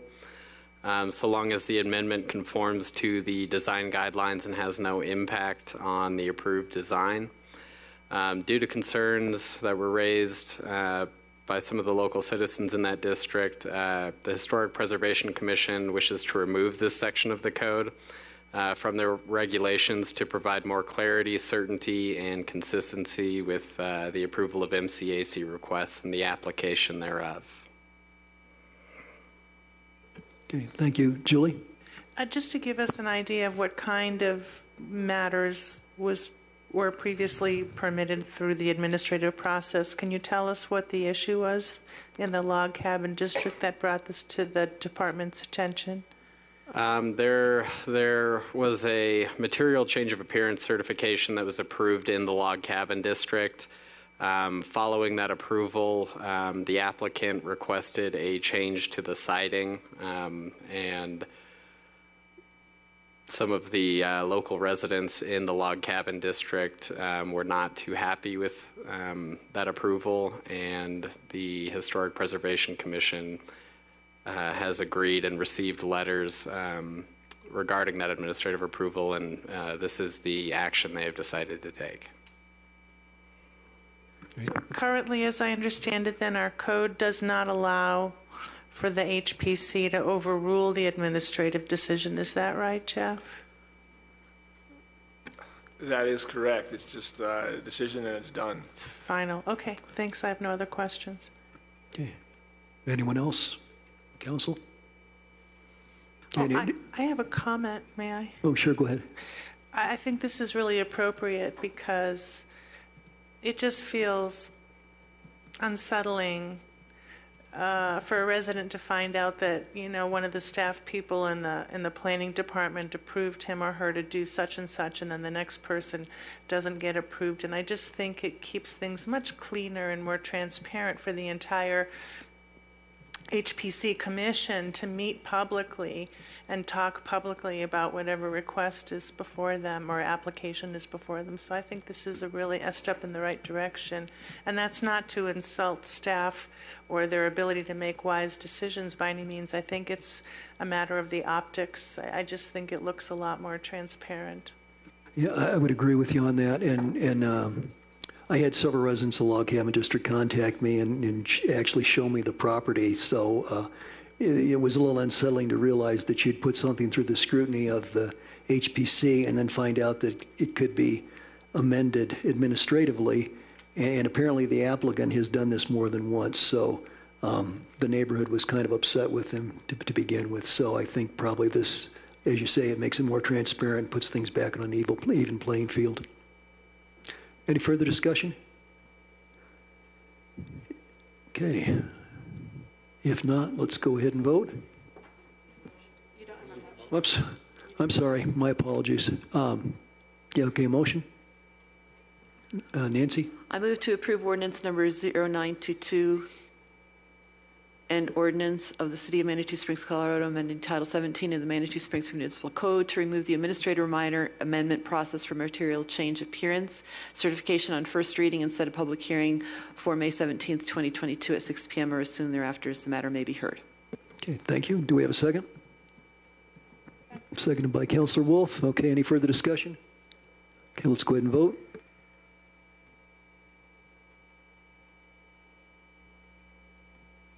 Okay, we'll get Michelle's vote. Michelle, are you there? I approve. Thank you. Okay, so we have a 7-0 vote in favor, so it passes. Okay, great. Thank you. Thank you, Dylan. Thank you. Okay. Next item is will be presented by Chief John Forsett. It's first reading of ordinance number 1022, an ordinance of the City of Manitou Springs, Colorado, amending Chapter 6.34 of the Manitou Springs Municipal Code concerning restrictions on open fires and open burning. Chief, you have the floor. Thank you, Mr. Mayor, Mayor Pro Tem Shada, other councilors. This basically is an update to Chapter 6.34 of fire restrictions and open fires, open burning. But basically what we did, the update though, is a cleanup of the entire chapter, thanks to Mr. Parker, of course, and a replacement with the update. So the importance of this, and of course it's been provided to you though, is we're more specifically defining acceptable fire configurations under regulations where we talk about distances of fire from flammable vegetation and from combustible sources such as residences and sheds and fences and things like that. We also define fire size, diameter, height, etc. So that's kind of a significant change to the ordinance. We also then talk about red flag warnings and how we'll enter into stage 2 bans whenever there's a red flag just automatically. Right now, the reality is we're living this ordinance on a day-to-day basis because of my most recent orders. So basically it puts those orders into formality in our ordinances. If you have any questions. Council, Councilor Wolf? I was concerned about the wording in this one little sentence here that I thought was too vague, and it's at 6.34.070 subparagraph 2. It says you can't, if there's a stage 2 fire ban, you can't smoke cigarettes and things outdoors, but you can along Manitou Avenue. And to me, along Manitou Avenue isn't very specific. So if what we meant to, if what you wanted to say is, you know, anytime you're on a sidewalk or the road of Manitou Avenue, but like Soda Springs Park is along Manitou Avenue. Do we want people smoking in the park?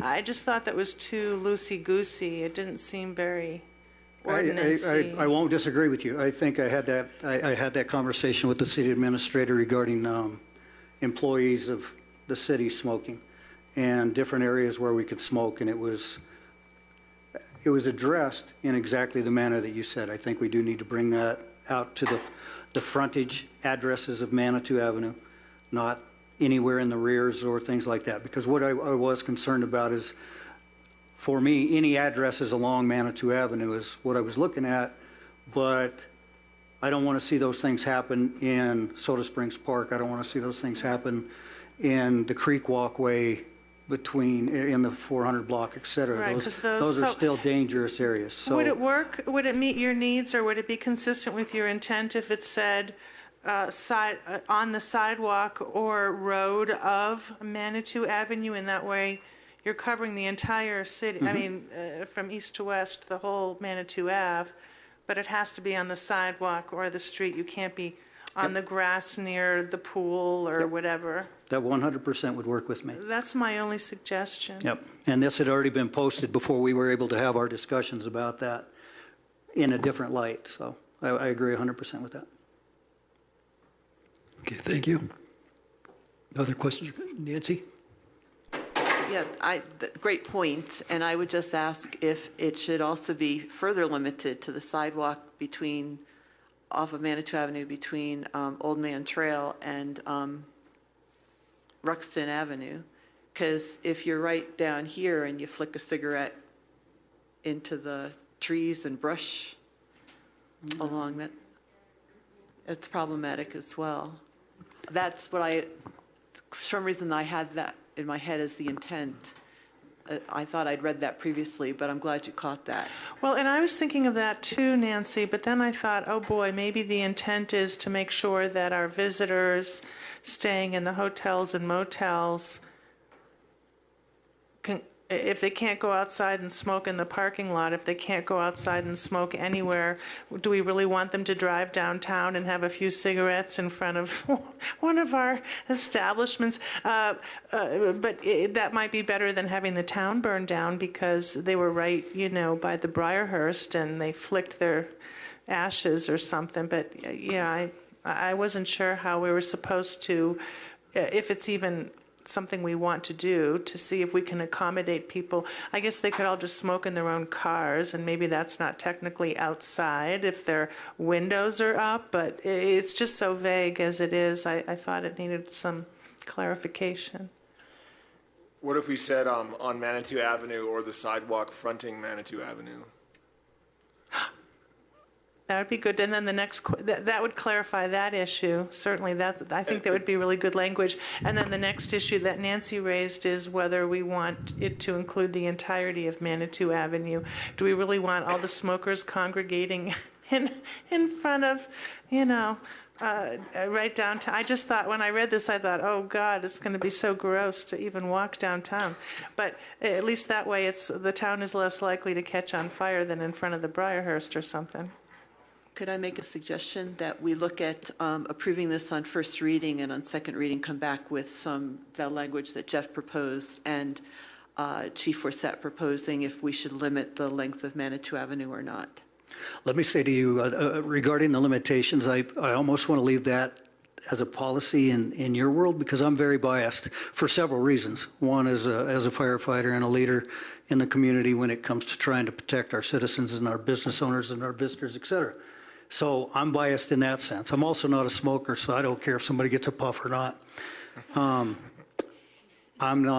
amicable to whatever policy you're comfortable with as in regards to our community, especially within limitations of those sidewalks. Okay, understood. Then my next question would be, interpreting this is on if we have hotel guests, can they smoke in their own in the hotel parking lot? Do we have any constraints over that? It says that you can't be outside. Thank you, yeah. So I just didn't know if in your car outside is still outside. I guess it is, especially since you can roll your windows down, but outside is outside the way it's worded, unless you're along Manitou Avenue. In any case, it's going to be hard to enforce human behavior. That's just the difficulty we have. We're not going to stop the folks from even driving down Manitou Avenue and flicking their cigarettes out. Right, right. And Chief, I'm wondering if, with regard to, say, Manitou Avenue, it seems like the high-risk area, in my mind, would be the north side between Old Man's Trail down to the Chamber of Commerce. So maybe if we, in large part, allowed it along the sidewalk there, but gave the fire department the discretion to post no smoking signs, would that make sense? I mean, that would give you control of that little area if you wanted to reduce the risk. You want signs that say you can only smoke on this side of the road? Well, yeah. And we already have so many signs that people don't even read them. Yeah. Okay. It's a difficult subject to approach. Yeah. There's lots of ins and outs and perceptions everything. I get that. That's why we had some discussion recently just with employee smoking areas and policy surrounding that for the same reason, perception. Again, maybe limitations, like Nancy said, would be cleaner, possibly. Right. Yeah, sorry, Judith? So I'm biased too, because I'm an avid anti-smoker, and I was in the Garden of the Gods recently with my dogs, and somebody came by and they were smoking a cigarette in the Garden of the Gods. You know, in my perfect world, because it's not really enforceable, if we were in a stage 2 fire ban, well, 1 or 2, I would just say smoking is prohibited, because I think that's an easier sell than trying to convince a tourist, well, you can go 2 blocks that way. Because really, I mean, if I was a smoker and there was a reasonable reason why I was being prohibited from smoking, I may not get too upset about that. I might go smoke in my car or in my hotel room. So, I mean, I think that this is one of my number 1 concerns, is that we are going to have a climate change related fire, because it's just going to get hotter and drier. I'm mortified that that's going to happen. And if it does happen, even though we have the best firefighters, it would take off like you wouldn't believe. Well, you would. So I mean, to me, if safety is our number 1 function here, that's what I would want. If that's just not palatable to the rest of council, I'm just an N of 1. That's one thing, but I just think we have to think about it. I don't know what other municipalities that attract tourists are doing, but I'm for an outright ban on smoking during those conditions. Maybe for clarity and to clean up paragraph 2, we just eliminate outdoor smoking and not permitted along Manitou Avenue at all. I see thumbs up. So. Thank you. I would support that. Just eliminate the 2 other sentences that follow the first sentence in that paragraph 2. Mm-hmm. I'm amicable to your changes. I'm biased. Then we don't have to get into the business about which part of Manitou you can smoke on. Yeah, I'd be in favor of that personally. So just to clear, do you want to retain the last sentence, though, discarding lighted cigarettes, cigars, or pipe tobacco products is prohibited, and just get rid of the middle sentence? No, just keep the first one. Well, he does have a point, though. Discarding of could be from vehicles, things like that, so. Oh, good point. So just take away the second sentence? That's what I was Well, suggesting. yeah, I mean, you almost want to put a sentence in that says, you can't drive down the road with your window open if you're smoking. No, I think that's a step in the right direction personally. That's just 2 of us. I don't know how anyone else I like the feels. middle sentence, actually.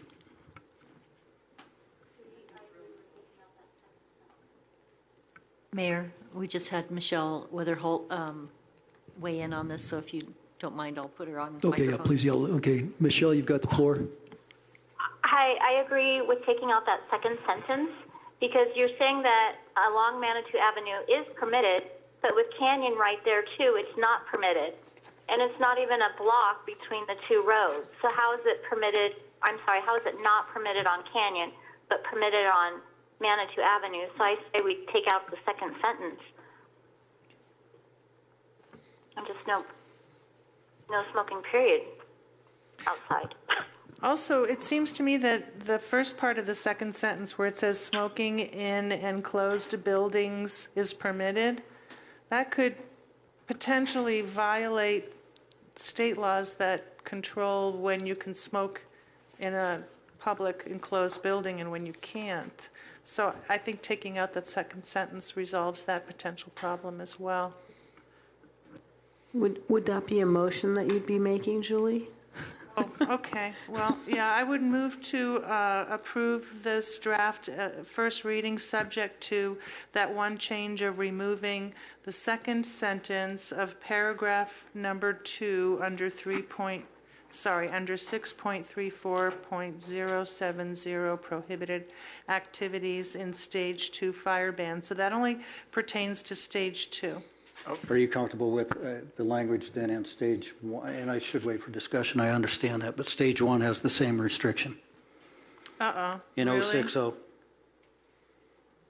I'm looking for it. What's the whole number? Right above it, 6060. Oh, While she looks for that, may I make a statement? yes, that would be with respect to 060 as well. So I would amend my own motion to include any stage 1 or stage 2 fire restriction that the outdoor smoking of any tobacco product or similar material in cigarettes, cigars, or pipes is prohibited. Discarding lighted cigarettes, cigars, or pipe tobacco products is prohibited, thereby removing the middle sentence. Okay. It just, I would second that for discussion. okay, Denise? By removing that second sentence, there are people that live along Manitou Avenue. And so by taking that out, you're saying that they cannot smoke in their home nor in their car. So I can't, employees that are smoking. It doesn't pertain to their home, Denise. Where do you see that? It says outdoor smoking. You can smoke in your kitchen and you can smoke in your bathroom, but you can't smoke on your deck or in your backyard where you're going to light the Can town I finish on fire. first, please? Oh, sorry. So under this, it says you're asking to remove smoking in closed buildings or structures and along Manitou Avenue is permitted. So by removing that, you're saying that they cannot smoke. Is that correct? Is that what you No, asked? I think you're reading this Okay. incorrectly. Like I was trying to say, that the first sentence says, it doesn't say smoking of any tobacco is prohibited in town. It says outdoor smoking. So that means you can smoke indoors in your house, if it's not otherwise prohibited by law. Well, maybe we want to clarify that language then regarding indoor smoking. You Well, know, if where it already says it's prohibiting outdoor smoking, it seems goofy to me to have a next sentence say, but you can do it indoors. You can do it in the kitchen, you can do it in the bedroom, you can do it in the basement. I don't see why you need it because it says outdoor is prohibited. So to me, it's pretty clear. I mean, I guess the third sentence where it says discarding lighted cigarettes, cigars, or pipe tobacco products is prohibited, maybe it should say discarding those things outdoors is prohibited, because that sentence alone could theoretically make it illegal to put your own cigarette out in your own kitchen. Okay. So that's one place, Denise, where I do have to agree with you that we should add. So I withdraw my motion. And Mayor, we have Councillor Weatherholt who would like to weigh in as well. Okay, Michelle, you have the floor.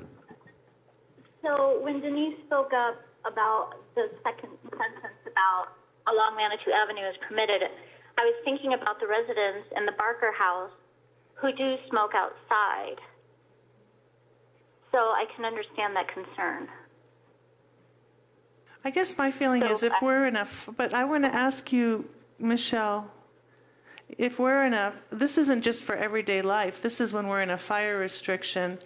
If there's a fire restriction, you still want the Barker House, which is made out of wood, to have all these people smoking outside? Yeah, you're absolutely right. Yes, so for stage 1 fire restriction and stage 2, 6.34.060 and 6.34.070, yes, we would take out that second sentence, so they will not be able to smoke outside.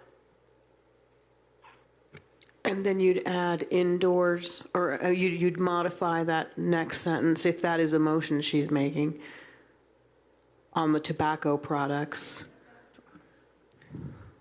If that's a motion, Michelle, would you accept a friendly amendment to have the third sentence of both 060 and 070 to state that discarding lighted cigarettes, cigars, or pipe tobacco products outdoors, you have to add the word outdoors, is prohibited? Would that be an acceptable part of the motion?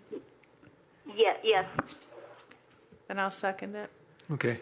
So, Michelle, can you restate your motion then for clarity?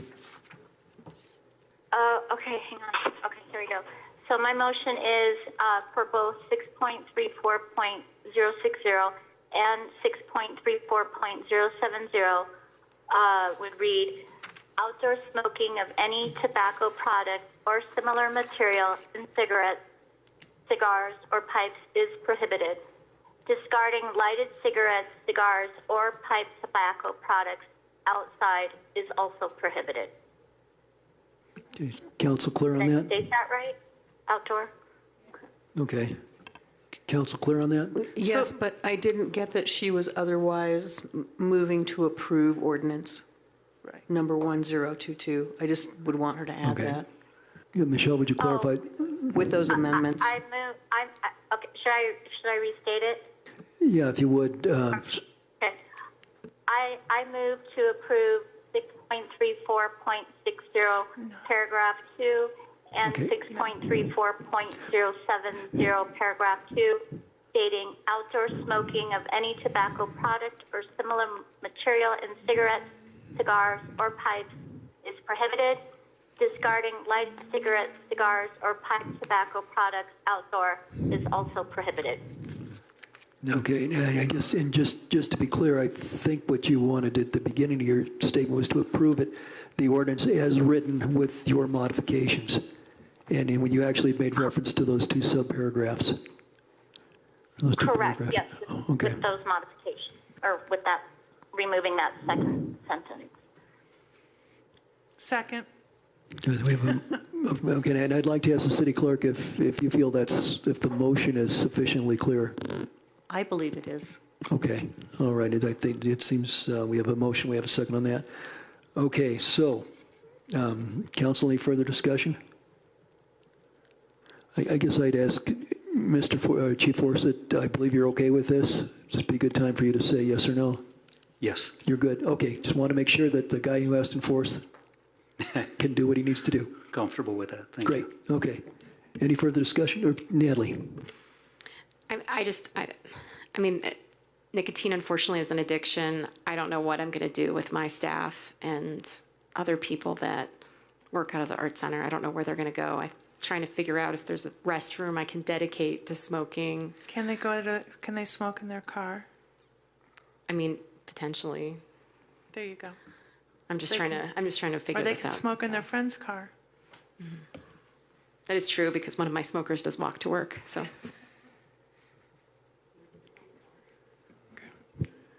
Not easy. He can buy some alternatives. Nicorette. he's actively trying to quit. I'm can trying to always set chew. people up for success. Yeah, he can quit during the fire ban. Okay, any further discussion, council? Okay, so we have a motion and a second. Let's all go ahead and vote then.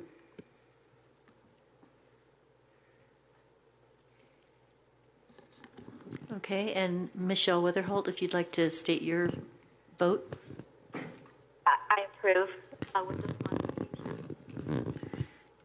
And we have a 6-1 vote in favor, with the one no vote being Councillor Natalie Johnson. Okay, thank you. Chief, thank you very much. Appreciate your patience and hanging out tonight. Great. Okay, that takes us to council correspondence. Does anyone have anything? Nancy?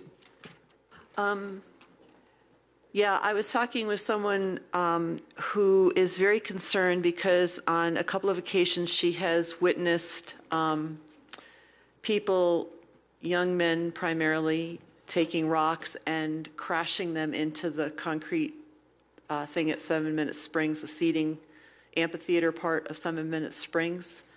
And so it might need either additional police oversight or maybe a camera put up over there, but seemed pretty disappointing and not good, so.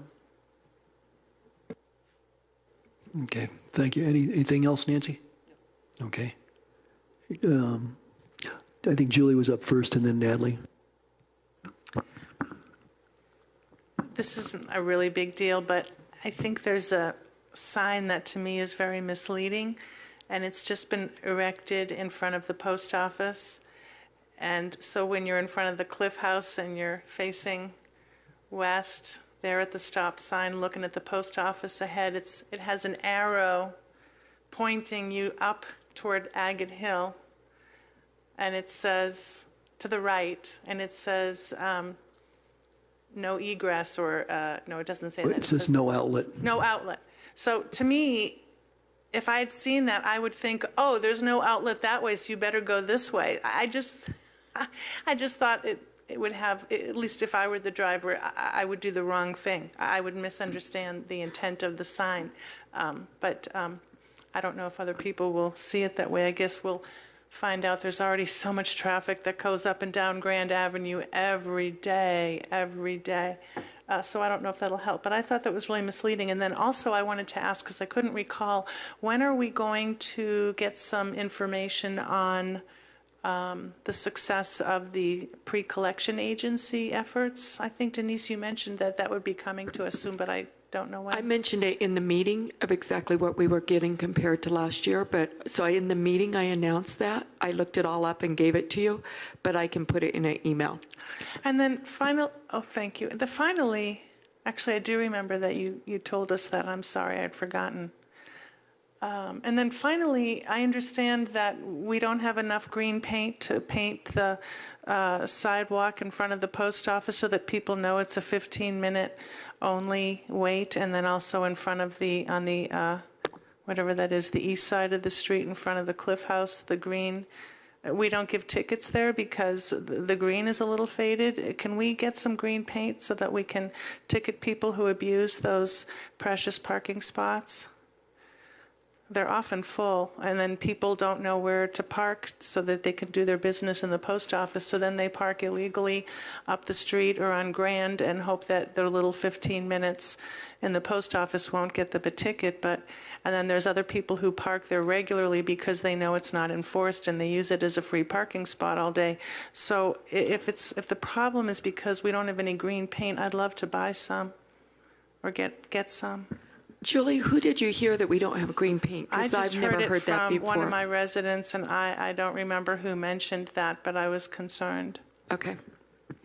If it's not because of green paint and it's because of something else, or maybe it's incorrect gossip. I don't know. Do we ticket people in front of the post office when they park there past the 15-minute? I've noticed a couple of cars at various times that park there by the Cliff House, and it's the same cars. So it looks to me like it's an employee of someone in the area. You've seen that too. Yeah, I've observed that. And with regard to the green curb, it needs to be painted. And I think we have, so there's white lettering over the green painting that says 15-minute parking, something to that effect. But that does appear to be violated by a few people. The reason I'd like to see that addressed, I know the city has a lot of needs to address, but then we don't have enough parking spots there. Then people come up Grand. Then they have trouble turning around on Grand. The only place on certain days where you can turn around on Grand is Shimmy's driveway, which is at the very end of it's just kind of a big cluster mess. So I just wanted to see if we could make that a priority. Okay, yeah. And with regard to that sign that says no outlet to the right, that's been up since the end of September or early October. And God, I only noticed it for the first time this week. Well, it was pointed out to me because it just said no outlet and there was no arrow on it initially. And so then the city responded and got the arrow there. So, but yeah, I know you're right there at the Cliff House. You're at that stop sign. And you've really got left to right. When it said no outlet, I mean, that was pretty, I would think, pretty scary to a tourist. They figure they're in a box canyon or something. But it seems like my observation's been that having the arrow to the right is reasonably it's intuitive for people. They go, they turn left and go down Park, apparently. But we do have, and not to make light of the problem with like trucks, especially delivery trucks coming up into neighborhoods where they. And then you should see when they try to do the U-turn there at Cannon and Grand. Yeah. They try to. Anyway, it'd be nice to have more open parking there. Well, yeah, and just to follow on, because I've had two constituents at different times in the last week and a half complain about big trucks coming up into their neighborhoods. They're pretty constrained, and And, maybe we need signage or something farther down the road to advise the big trucks that, they need to go home and get a smaller truck for their deliveries.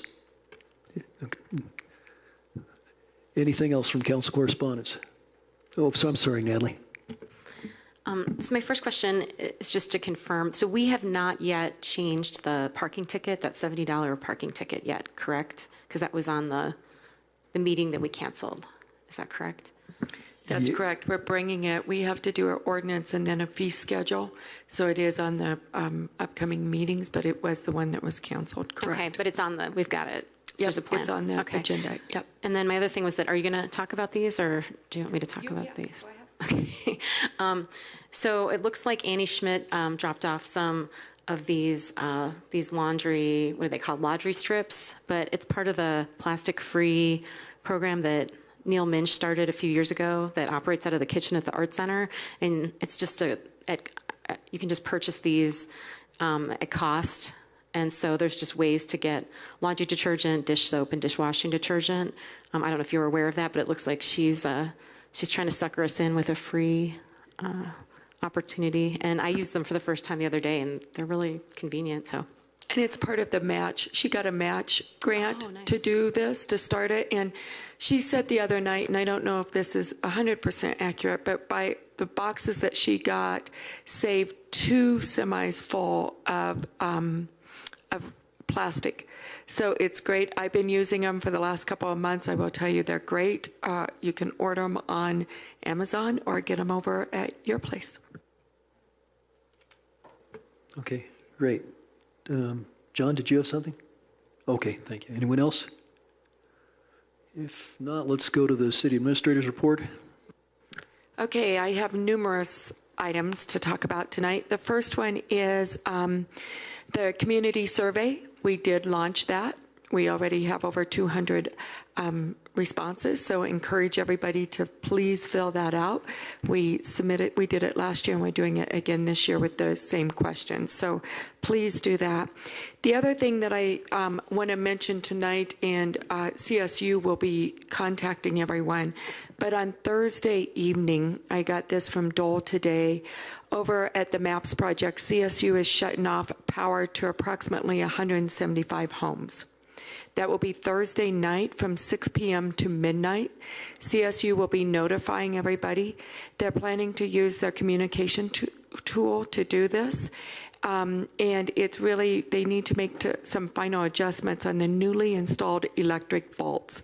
So they have to do it. They don't have a choice. And they will be communicating with everyone. So I just wanted to make sure it was mentioned tonight. And if you know anybody that lives over there, please mention it also. That's from 6 p.m. till midnight, and then it should go back on.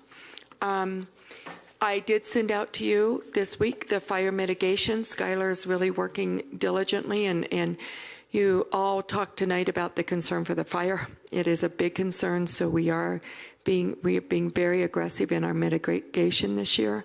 Skylar is leading that, so you have the plan. They are starting, the next fire mitigation day will be May 20th at Deer Valley. Every third Friday of each month, they will be doing fire mitigation. So that is in the plan, and you receive that.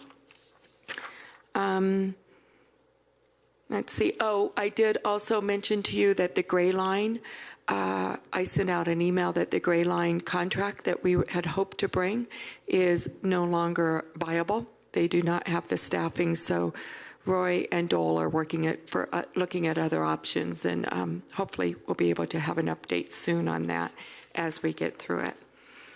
Code update, and I do want to introduce Hannah. I'll introduce her during our executive session, but I can also introduce now. Hannah is our new planning director, who this is what, her 5th day, 6th day, 7th day, something like that. But she'll be in during our executive session also. She has taken over the code update project, which is really good because I'm not a planning director. She's done a great job at our last meeting. She says it's fair to say that the code committee is meeting weekly right now, pretty much, trying to review this to hit our August deadline to bring it to council.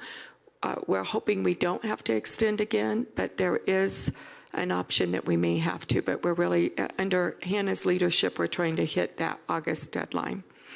so that you're aware of that. Let's see, the chief had one, and I need to pull it up real quick. We are working on a grant. Sorry, Chief.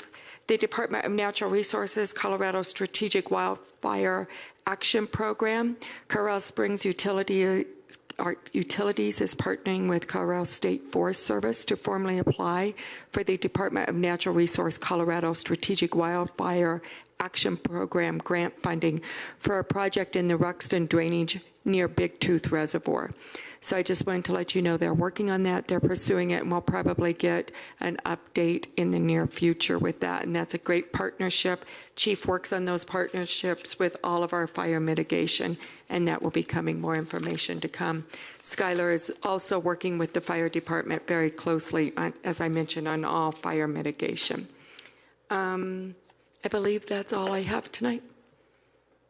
Great, thanks, Denise. Well, our last item tonight requires an executive session, so I will read the title of the matter, and then I will ask for a motion to go into executive session. An executive session for determining positions relative to matters that may be subject to negotiations, developing strategy for negotiations, and instructing negotiators pursuant to Section 5.1D of the City of Manitou Springs Home Rule Charter concerning agreements with private property owners for additional public parking spaces. Do I have a motion? Motion to go into executive session. Mayor, I'm asking Hannah to stay, and Jeff can leave. He doesn't need to stay unless if you guys need him to stay, but it's very simple. So if Jeff can go, and I'll ask Hannah to stay with me, if that's okay. Okay, if council has no objections, we'll let Mr. Parker be free. I know when I'm not wanted. All right. I'm actually working on an ordinance for you right now, so I'm going to do it out here anyways. So. Okay, great. Okay. Oh, thanks. A couple days, just happen to fall in line with Okay, great. I'll second that. Okay, seconded by Councilor Chandler. So was that Councilor Fortune that made the motion? No? Oh. Okay, so Okay. Councilor Johnson Thank and you. seconded by Councilor Chandler, okay. So we can go ahead and vote on that?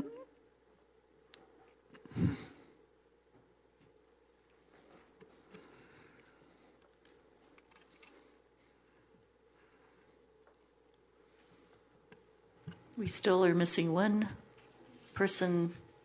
That'd be you, Judith. Thank you. Okay. All right. And so Councilor Weatherholt? What's your vote? This is to move to go into executive session, yes. Yes, thank you. Great. Okay. And hang on. Okay, thank We you. have a 7-0 vote in favor. Okay, great. Okay, so we need a few minutes to reconfigure. You need 5 minutes? Okay, so let's take a 5-minute break. Make the tactical change here.